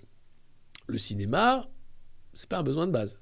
Alors, c'est nécessaire l'imaginaire, mais il y a les livres, il y a plein de choses pour cultiver l'imaginaire. C'est vrai que le cinéma coûte cher et il n'y a plus les moyens de faire des films comme avant. Alors, ils se disent, c'est vrai, avant on avait des budgets, maintenant on a difficilement des budgets à 1 million d'euros pour boucler des trucs sur 25 jours de tournage, c'est un peu compliqué. Mais voilà, soumettre au profit, c'est ça qui est une folie. Peu importe si c'est le cinéma ou la santé. Mais c'est sûr que ça pervertit totalement la façon de faire, et notamment la création artistique. Elle ne peut pas être soumise au profit, ça c'est évident. Voilà, c'était la parenthèse sur le cinéma français. Ah, Laurent Boutonnat. Oui, attendez, avant de passer à... Eh oui, encore un gros pointeur qui est à la tête du CNC. Alors, il est mis en examen, évidemment. Il a toute la confiance, j'imagine, de l'exécutif, mais ça la fout mal. Il aurait quand même agressé sexuellement son beau-fils, je crois. Donc, bon, mais tout va bien. Il est à la tête du CNC, tout va bien. Voilà. Soumettre au profit les gens. Bah, la vie, ça s'appelle la financiarisation du monde. C'est les cabinets de conseil qui poussent ça. C'est quelque chose qui se passe très bien. C'est sans danger. Ça permet de gagner de l'argent quand on a déjà de l'argent. Et puis en 1982, c'est dans l'IB, quand le RN disait merci tonton Mitterrand, qui a tout fait pour que Jean-Marie Le Pen soit tête de gondole pour foutre en l'air le RPR et la droite. Jean-Marie Le Pen, regardez, apporte une lettre à l'Élysée puisque le sommet de son parti, qui avait 10 ans, n'avait pas été couvert par la presse. Il était blacklisté à l'époque, déjà diabolisé, et surprise. Il est reçu par Guy Pen, un collaborateur proche du président. Alors que Valéry Giscard d'Estaing n'avait jamais répondu à pareille demande annuelle, le patron du FN, François Mitterrand, lui répond. Il est regrettable que le congrès d'un parti soit ignoré par la radio-télévision. D'ores et déjà, je demande à monsieur le ministre de la Communication d'appeler l'attention des responsables des sociétés de radio-télévision sur le manquement dont vous m'avez saisi. Et puisque Jean-Marie Le Pen se plaignait de ne pas être invité des médias. Et là, le président lui dit, c'est vrai, c'est pas normal. Et donc, il demande au ministre de la Communication d'appeler le patron de TF1, qui était une chaîne publique à l'époque. Et oui, TF1 était une chaîne publique. Et il y avait donc une courroie directe de transmission disant, bon, allez non, on a ordre du patron que t'invites Jean-Marie. Ah, et oui. Et donc, les chaînes publiques n'étaient pas indépendantes, pas plus qu'aujourd'hui, enfin un peu moins même, on va dire. Et Georges Filiou, le ministre de la Communication, appelle donc le PDG de la première chaîne, Jacques Boutet, qui répercute l'injonction au chef de la rédaction, Jean-Pierre Guérin, lequel, furieux et résigné, transmet l'ordre à Annick Beauchamp et Alain Chailloux, commentateur et coprésentateur de la tranche 23 heures d'information. Et ils invitent Jean-Marie Le Pen, qui se révèle être un animal médiatique. Il fait de l'audience et à partir de là, sa carrière est lancée. Il peut dire merci tonton. Sans cette petite pousse initiale pour le mettre sur le chemin de la célébrité médiatique, il n'y aurait peut-être pas eu les succès ensuite du Rassemblement national et ailleurs. Merci tonton. K2-18b, qu'est-ce que c'est ? Eh bien, c'est le nom de l'exoplanète vers laquelle le collectif Stia Beyond s'apprête à envoyer ses plus belles musiques. Une exoplanète. Peut-être une forme de vie là-bas. Peut-être aussi con que nous, on ne sait pas. C'est ça qui est bien dans les exoplanètes, c'est pile ou face. Alors attendez, je cherche où est l'exoplanète. Où est l'exoplanète ? Voilà. Alors c'est un projet participatif, c'est assez étonnant, qui a vu le jour en Ouzbékistan. Une sélection musicale a été préparée pour être transformée sous forme de code binaire, comme dans un ordinateur, pas quantique, afin de pouvoir être envoyée dans l'espace via une station de radio satellite à destination de K2-18b. Cette exoplanète est son étoile, située à 124 années-lumière de la Terre. C'est-à-dire qu'il faudrait 124 ans pour que le message arrive sur place. Je crois que c'est plus une année-lumière, c'est pas un an. Enfin bref. Bon. Et que donc, même si une intelligence extraterrestre parvenait à comprendre et à répondre, eh bien, il faudrait 248 ans. D'ici là, si l'humanité a survécu, je ne sais pas quelle serait la réponse des extraterrestres. Et surtout, je me demande, qu'est-ce que c'est en fait que cette sélection musicale ? Est-ce qu'on peut y avoir accès ? Alors j'imagine qu'il y a un site internet et on peut voir ce qu'il y a dedans, mais qu'est-ce que vous metteriez dans cette sélection musicale à envoyer aux extraterrestres ? Moi, je mettrais Joule, l'OVNI, forcément. Puisque voilà, c'est représentatif de ce qu'on écoute maintenant. Je mettrais du Mozart, je mettrais peut-être un petit Patrick Sébastien comme ça pour déconner, les serviettes ou les sardines, Zwinkel, vieux macroniste évidemment, les Beatles, du Purcell, je sais, et vous, qu'est-ce que vous mettez, dites-moi, qu'est-ce que vous mettiez dans la sélection pour les extraits ? Du Rammstein, Queen, Carla Bruni pour prévenir. Ne venez pas, un petit Wagner, ben oui. Poésie Zéro, Tonton David, Rammstein qui revient, Slipknot, Oasis, ben oui. Refused, Stupéflite, Goldman, Annie Cordy aussi, Swinkles, Marillion, Pink Floyd, une musique de Chalpey, NTM, Aya Nakamura, oui, Bach, Schubert, Vintage Caravan, I Am, Ray Charles, Booba, Elmer Footbeat, Patrick Sébastien, on l'a dit, les Beatles, ouais. Qu'est-ce que c'est, les machines à paillettes Oh là là. Ah, il y a des gros postes. Les Pixies, AC/DC. Ah, vous allez trop vite. Johnny, Lou Reed, oui. Chaka Ponk, Vincent Lagaffe. Putain, La Zoubida. Lynn Renault, Ultra Vomit, Coltrane, La Schtroumpf Party, Ramones, Sonic Youth, bien. Guns N' Roses, oui. System of a Down, Hendrix, Herbert Léonard. Ah ouais. Tintin, tintin, tintin, tintin, tintin. Frankie Vincent, Odelaf, Bob Marley, Jimi Hendrix, on l'a dit, Miles Davis, Janis Joplin, Black Sabbath. Motorhead aussi, non? Bachung, David Bowie, évidemment, bien sûr. Le Requiem de Mozart, bien sûr. Nirvana, Jamiroquai, Louis Chédid, Rage Against the... Vous avez des goûts assez divers et variés, et c'est ça qui est bien. Jean-Luc Didier Super aussi, on pourrait le mettre. Judas Priest, Souchon, Jodassin, on passe du coq à l'âne. Dorothée, évidemment. Gary Moore, The Clash, oui. Suicidal Tendencies aussi. Napalm Death, on pourrait le mettre aussi.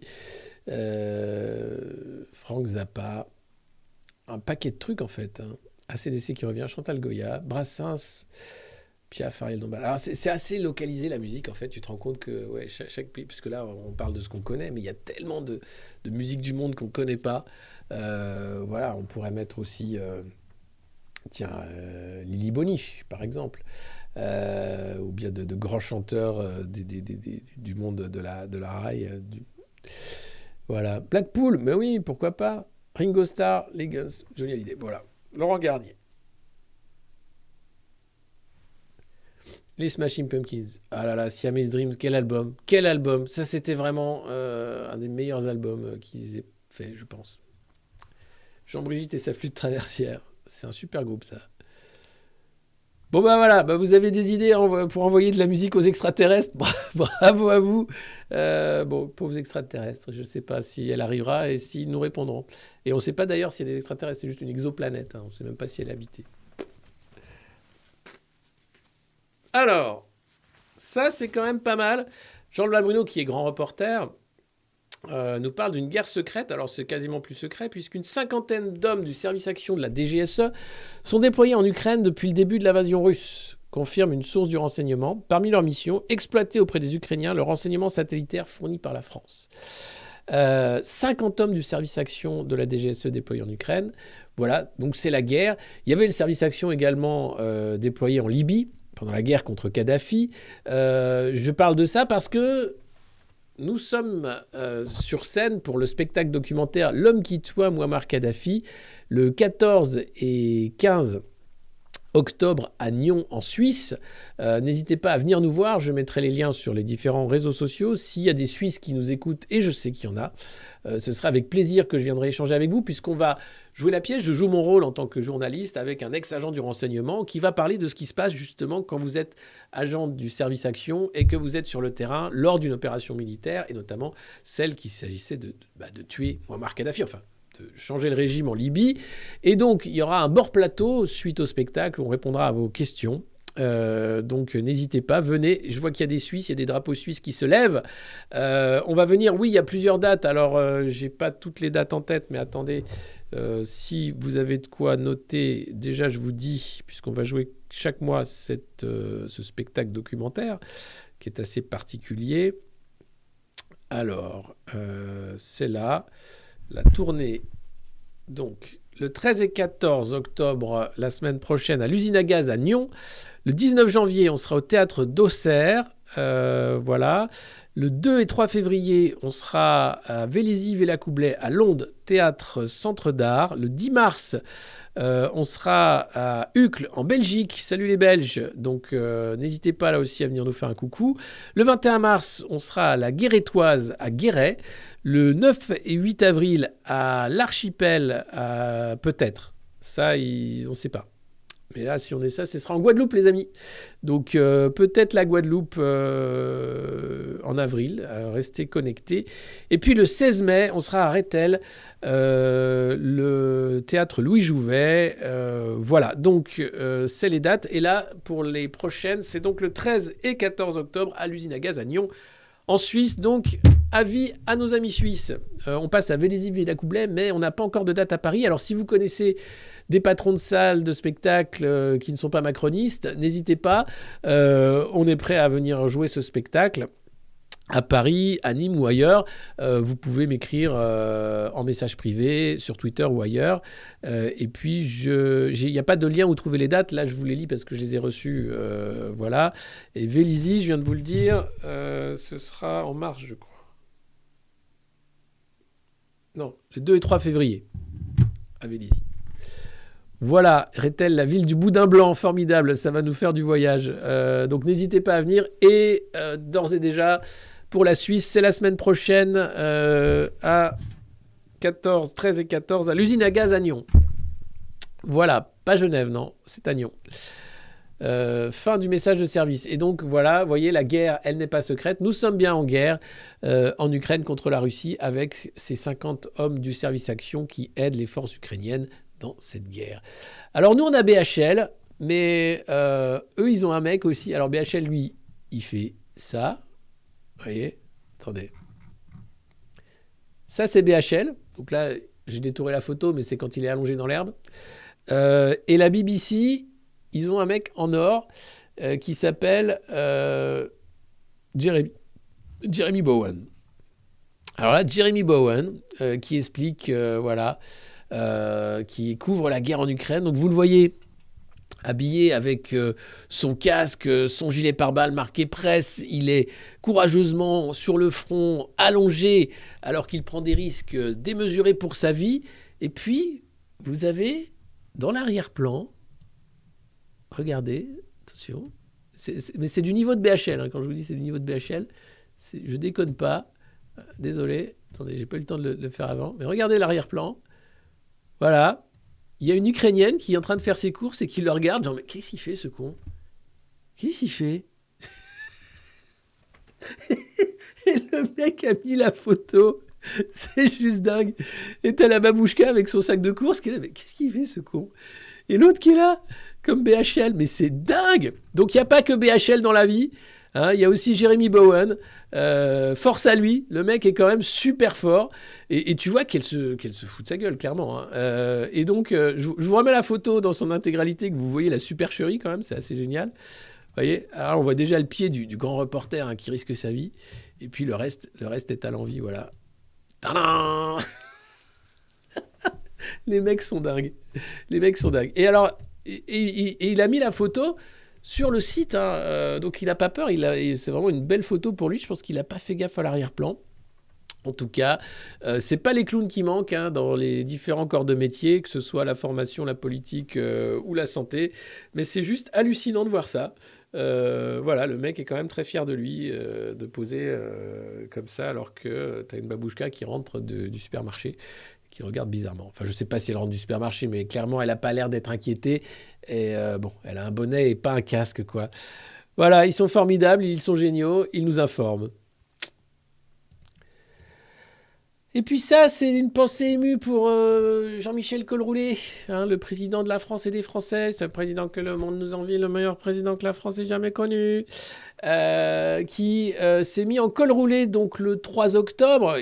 On a vu qu'il avait chaud parce que le 3 octobre, c'est une info d'Actu 43, eh bien figurez-vous qu'à Paris, la température était environ de 22,3 degrés, avec le point de rosée le matin à 12 degrés quand même. Et donc ça, c'était Montsouris, hein, donc ça, c'était la prison pour la 5, donc il avait chaud. Mais il s'est mis en pull pour la bonne cause, hein, pour vous dire. Donc, sobriété énergétique ne veut pas dire mettre des pulls à 23 degrés. Hein, je pense que c'est une erreur stratégique, hein, surtout quand tu mets une veste par-dessus le pull. À mon avis, il devait crever de chaud. Le pauvre, il s'agitait en plus, il faisait plein de mouvements comme ça pour dire qu'il fallait participer au CNR. C'est d'une tristesse, c'est complètement con, mais c'est notre président. Alors, on va lui rendre un vibrant hommage. Voilà. Et puis ça, c'est le climat social qui inquiète les DRH, c'est dans les Échos. Encore un journal de Bernard Arnault. 40% des DRH anticipent une dégradation des relations sociales. Qu'est-ce que ça veut dire ? Du fait de l'inflation, de la crise de l'énergie et de la réforme des retraites, selon une enquête réalisée par l'Association nationale des directeurs de ressources humaines, l'ANDRH, présentée mardi, les difficultés de recrutement sont massives, elles sont pointées par 88% d'entre eux. Mais il ne faut pas être DRH pour se rendre compte qu'à partir du moment où tu peux plus te payer à manger, tu peux plus te chauffer, et qu'en plus on te prend pour un con avec un petit code couleur pour bien faire du nudge dans ta gueule, ça peut pas marcher. sauf pour une frange infime de la population qui sont perdus déjà, hein, pour la raison. Mais oui, le climat social ne peut que se dégrader. D'ailleurs, il y a une marche le 16 octobre, dimanche, contre la vie chère, à Paris, à l'appel de la NUPES et de la FI pour dire, voilà, ça suffit, en fait, la réforme de retraite, on n'en veut pas, on veut une semaine de 4 jours et pas travailler plus longtemps pour rien, et puis, ça suffit. Quand est-ce qu'on va revaloriser les salaires ? On ne peut pas continuer à dire qu'il y a la spirale prix, inflation, salaire, inflation, alors que de toute façon, c'est hors contrôle depuis trop longtemps. Donc voilà, les DRH, ils sont malins, ils ont fait une étude, et ils disent, oui, ça va péter. Mais bon, c'est normal. 40% seulement d'entre eux. Pendant ce temps-là, à l'Assemblée, quand on ne parle pas de zizi sexuel, on parle d'assurance chômage. Et l'Assemblée vote en faveur d'une modulation selon la conjoncture. Et oui, 203 voix contre 165. La mesure clé du projet de réforme de l'assurance chômage, le texte, ouvre la voie à une possible modulation de la durée d'indemnisation selon la situation du marché du travail. Alors tout ça, comme on peut jouer sur les chiffres, on va évidemment jouer sur les chiffres pour dire que ça va mieux, pour faire en sorte que les gens soient de moins en moins indemnisés, qu'ils soient obligés de prendre des boulots de merde. Alors, par exemple, hein, voilà, ces acteurs qui ne vont pas pouvoir continuer à travailler dans le cinéma, seront-ils soignants ou vont-ils se reconvertir dans l'aide aux personnes ? J'en doute, mais bon, c'est peut-être ce qui nous pend au nez à tous, hein, je ne sais pas comment ça va se passer. Pour l'exécutif, cette réforme est urgente, en raison des difficultés de recrutement notamment. Ah oui, les gens ne veulent pas bosser. Il y a tellement de chômeurs, il faut dire, il y a tellement peu d'emplois. C'est la faute des chômeurs, comme d'habitude. Voilà, donc c'est fait. Oui, ce serait bien de voir Cluzet, Brancardier, mais pas dans un rôle pour de vrai, tu vois. Ouais. Juste les voir bosser un peu. Juste. Bonjour, attendez, j'arrive pas à voir, vous parlez trop vite. Bonjour.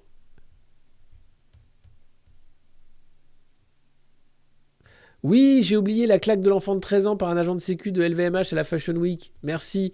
Voilà, je savais que c'était un message important. Vous avez vu, alors j'ai pas la vidéo, mais ça a été partagé par Branco et d'autres, je crois, et moi aussi d'ailleurs. Et tu vois un agent de sécurité qui traite un gamin de 13 ans de petit PD et qui lui fout une énorme baffe dans la gueule.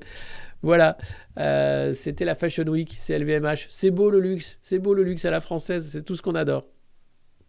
Mais voilà. Donc l'assurance chômage, ils votent des lois. Eux, ils ont droit à un truc particulier, les députés. Alors il y a quelques marcheurs qui pleurent parce qu'ils n'arrivent pas à retrouver du boulot.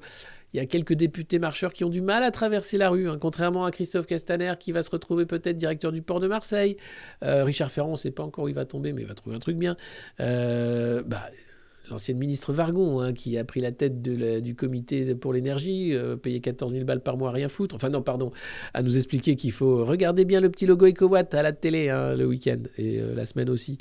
Voilà, un agent de sécurité qui frappe les gamins. Non, c'est dingue, donc voilà, c'est proprement scandaleux. Et mais c'est LVMH, que voulez-vous ? Et puis alors ça, il y a une mission flash sur les super profits qu'a fait Pchit qui sert à rien.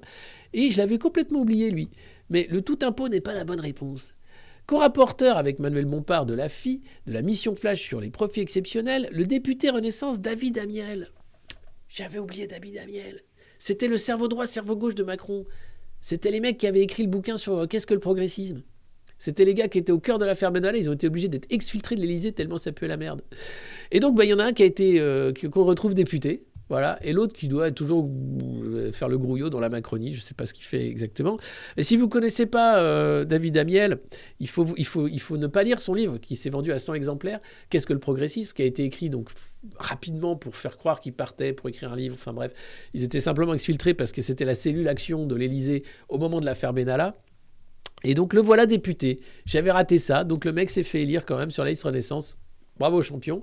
Et donc là, c'est quoi ? Il propose, notamment pour le secteur hors énergie, que l'État passe avec les entreprises du CAC 40 des contrats de planification écologique afin qu'elles investissent massivement dans la transition.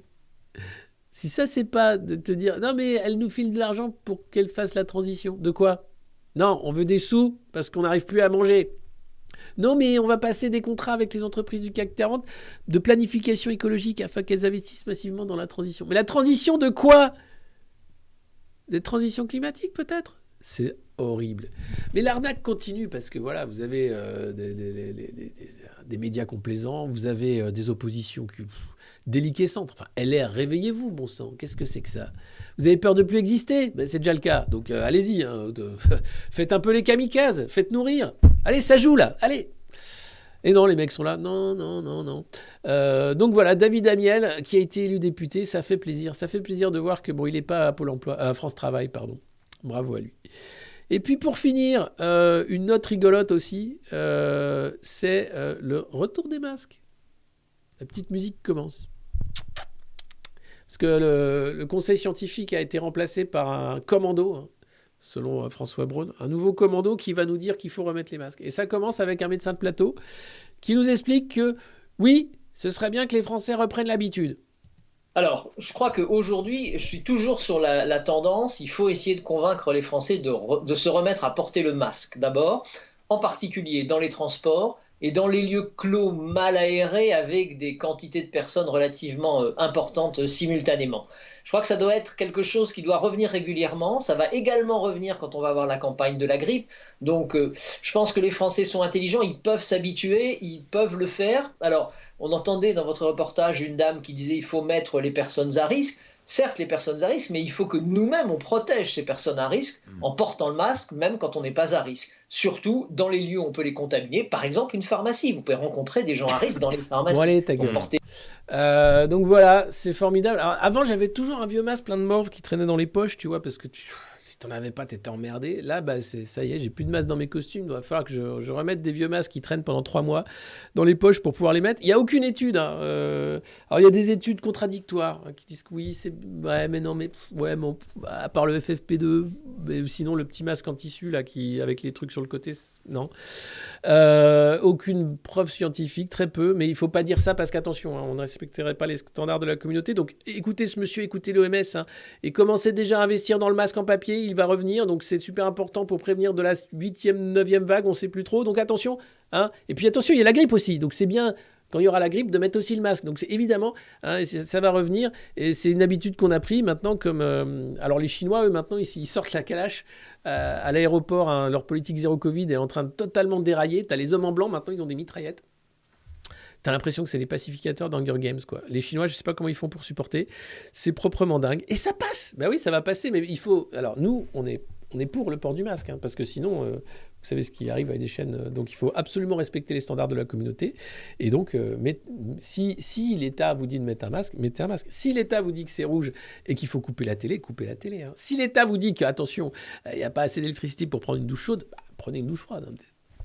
Déconnez pas trop. C'est super important. Il habite où, ce monsieur ? Ouais, bah on a son nom, il est président de la Fondation Alzheimer. Donc autant qu'il connaît un paquet sur les épidémies mondiales. Voilà, c'est proprement génial. C'est un instantané de la France et du monde et de l'Europe telle qu'elle va aujourd'hui, telle que nous allons. Est-ce que nous allons bien ? Est-ce que vous allez bien ? Est-ce que vous êtes content ? Est-ce que ça s'est bien passé, cette revue de presse ? J'ai l'impression qu'il y en a qui sont chafouins. Tiens, je vois qu'il y en a qui sont pas contents. Top, oui, merci. La revue, oui. Ah là là, bonne revue. Bon, ça va alors.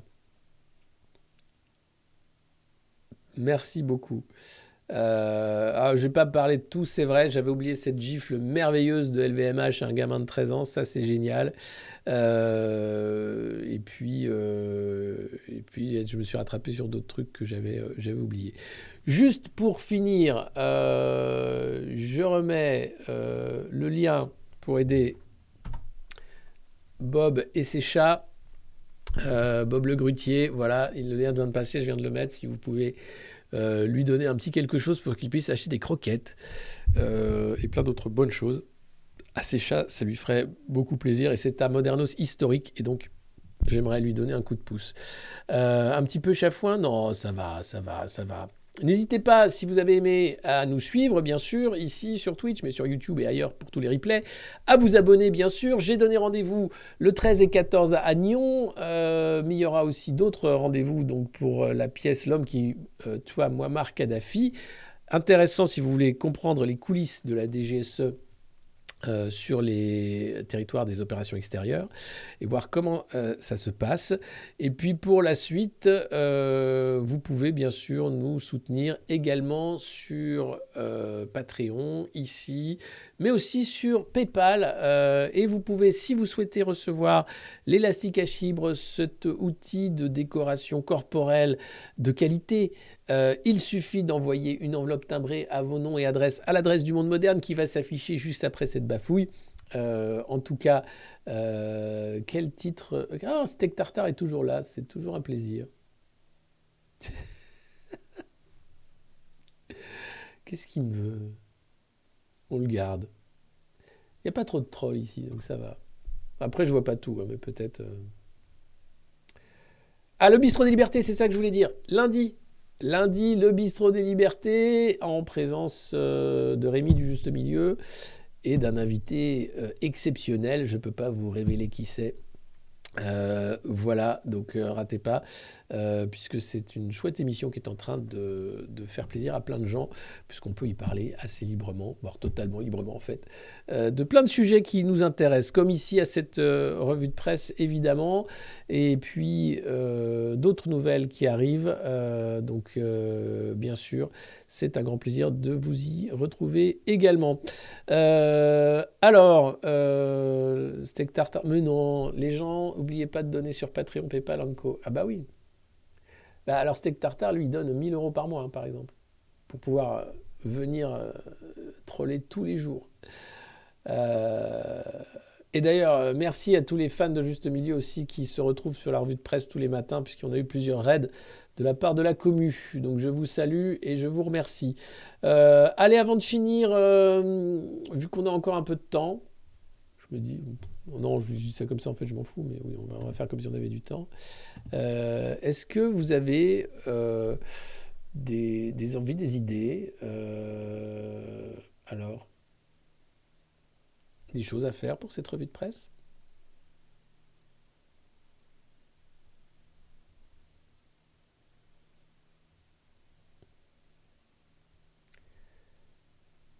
Un petit duo avec... je suis pas content, mais on l'a fait déjà chez Greg, ouais.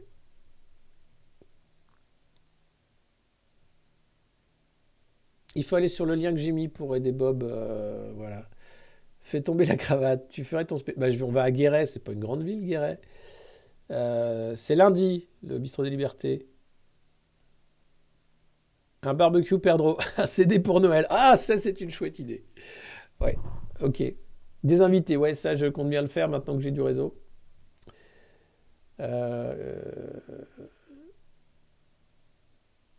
Pierre-Yves Mougeron, ouais, aussi. Ah oui, et ce soir, je suis dans le rendez-vous des darons aussi. Je crois que c'est des barons ou des darons, je sais plus. De livres noirs. À Todd, ouais, j'aimerais bien l'avoir. Prendre des élastiques pour la tournée. Oui, j'en aurai. Une interview de Steak Tartare, avec plaisir, s'il est prêt. Une cassette de Noël plutôt qu'un CD. Je sais pas si on peut faire... Oui, on doit pouvoir faire des cassettes. Il y a des goodies qui arrivent aussi, hein. Normalement, on va vous faire des t-shirts une fois que je vais pouvoir clearer quelques idées. Le contenu parfait, juste heure fixe et régularité. Alors ça va être compliqué parce que je prends le train, parce qu'il y a la tournée de théâtre, il y a plein de choses qui fait que je ne peux pas être régulier malheureusement dans l'effort. Mais voilà. Un bout de carton dédicacé, c'est possible. Des cols roulés, ça coûte cher à faire. Des pulls col roulés, c'est des goodies pas faciles à trouver, parce que j'y ai pensé, hein, mais non, c'est pas évident. Des masques. Ah, des masques, c'est pas mal. Non, Sud Radio, j'y étais ce matin. J'y suis toutes les semaines, j'ai mon édito. Timmy à la mine. Un lieu de téléchargement des chansons, c'est sur notre chaîne YouTube. Vous pouvez trouver du vieux macroniste. Et j'ai pas mis encore le temps de l'abondance parce qu'il est en train d'être mixé. Des boules qui est pour les chansons du monde moderne. Vieux macroniste en live, peut-être. Ça, j'espère que vous serez prêts. Et puis, mais la cravate, bientôt j'ai une cravate. Demain, je mettrai une cravate qu'un Modernos m'a offert. Très belle cravate. Un sac à vomi? Non. Des peluches Timmy, bah ouais, ça, ouais. Des porte-clés col roulé. Ah, peut-être, ouais. Des moufles, comme il y avait Bernie Sanders avec ses moufles sur sa chaise. On fait pas dans la recherche fondamentale ici, non. Des mugs, bien sûr, ils arrivent. Magnet Maggie, compliqué. Un crachoir à café. Crotte Bunker, c'est toi le mug, merci. Non, je voulais juste vous demander si vous aviez des idées, des envies, voilà, pour cette revue de presse, puisque c'est une nouvelle saison, donc on essaye chaque saison d'apporter de nouveaux trucs. Alors là, on a apporté le réseau, hein, la qualité de l'image et du son, presque. Mais l'idée, c'est de toujours s'améliorer et puis de donner des trucs qui font que c'est un peu mieux tous les matins, puisque c'est quand même, ça part dans tous les sens, en vrai. Voilà. Et puis voilà, si on peut donner des coups de pouce à des membres de la communauté, ben on le fait avec plaisir. Voilà, une revue de presse internationale. Ouais, c'est pas mal. Des trucs avec Blas, je vais rappeler Denis, je vais voir, pourquoi pas, oui. Un peigne à cheveux pour... Oh.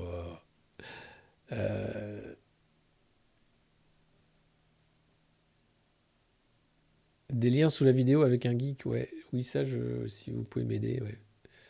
Un jet privé, bah oui. D'ailleurs, si vous vous abonnez, hein, la cagnotte est là pour qu'on puisse s'acheter enfin le train avant d'un jet. Un duo avec Jamy. Comment ça marche l'évasion fiscale? Ah, Counterlinky.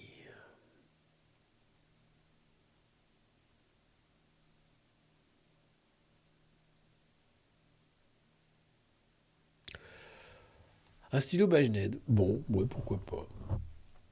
Un Tour de France en triporteur. Ça, c'est une chouette idée.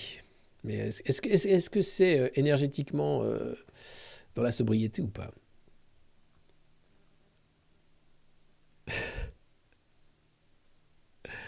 Ok, ça marche. Revue de presse solidarité, initiative locale. Ouais, c'est ce que j'aimerais faire, ouais. Des interviews aussi, oui. Une deuxième interview avec Affida Turner sur la fin de l'abondance. Oh putain.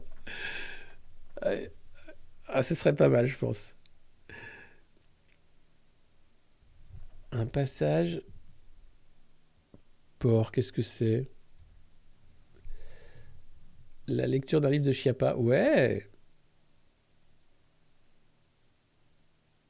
Non, mais n'importe quoi. Bon, allez, si vous souhaitez donc commander le goodies qui va bien, enveloppe à vos noms et adresses, timbrez l'enveloppe à l'adresse du Monde Moderne, je vous mets tous les liens utiles en finale. Attention, c'est parti. Je vous souhaite à tous une excellente journée. Voilà, c'est les liens du Monde Moderne. N'hésitez pas à les partager un maximum. En tout cas, je vous souhaite à tous une belle journée. Prenez soin de vous, de ceux que vous aimez bien. Ne prenez pas tout ça trop au sérieux, même si parfois, je le sais, c'est difficile et délicat. Et je répondrai aux questions sur Patreon également. C'est la pub, merde. Désolé, on va lancer quand même Vieux Macroniste sur la pub. Merci à tous ceux qui se sont abonnés ce matin. Ils étaient encore nombreux. Merci à tous ceux qui nous suivent et qui partagent cette revue de presse. Je vous dis à demain. Ciao.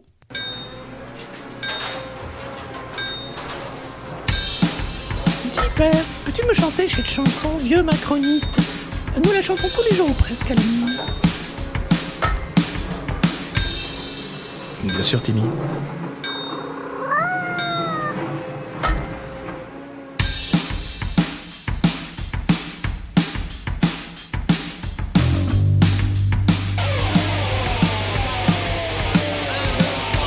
Vieux Macroniste, vieux Macroniste. Mao 68 maintenant, total fasciste. Tu préfères la télé, surtout le gaz de schiste. Plutôt que décamper, tu t'accroches, tu t'enquistes. Vieux Macroniste, vieux Macroniste.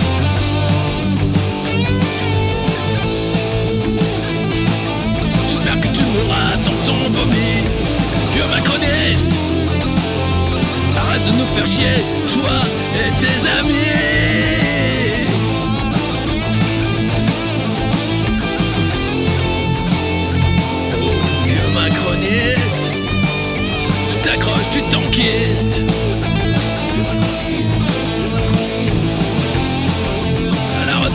15 ans, les autres tu t'en fiches.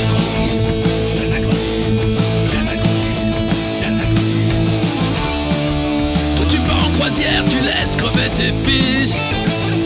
Le climat c'est une blague, la France tu la fistes. Vieux macroniste, j'espère que tu mourras dans ton vomi. Arrête de nous faire chier, toi et tes amis. Oh, tu te crois VIP, mais t'inquiète, t'es sur la liste. Manu va pas te rater, tu vas voir comme ça glisse. 75 ans de conneries, mais demain c'est fini. Profite encore de la vie tant que tu sens pas la piste. Vieux macroniste,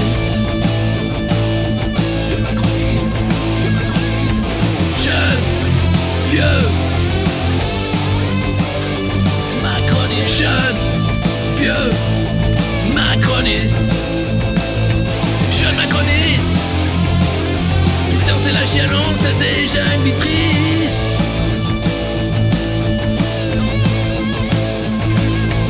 Jeune macroniste, CBC McKinsey, t'as un costume d'artiste.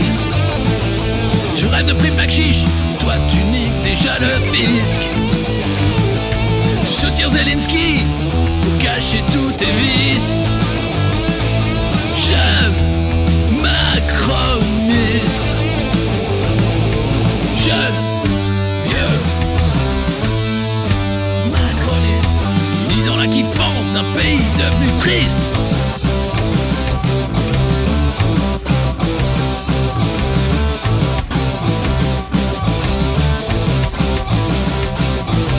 Le macroniste. Ah, ça, c'est de la chanson comme on aime ici.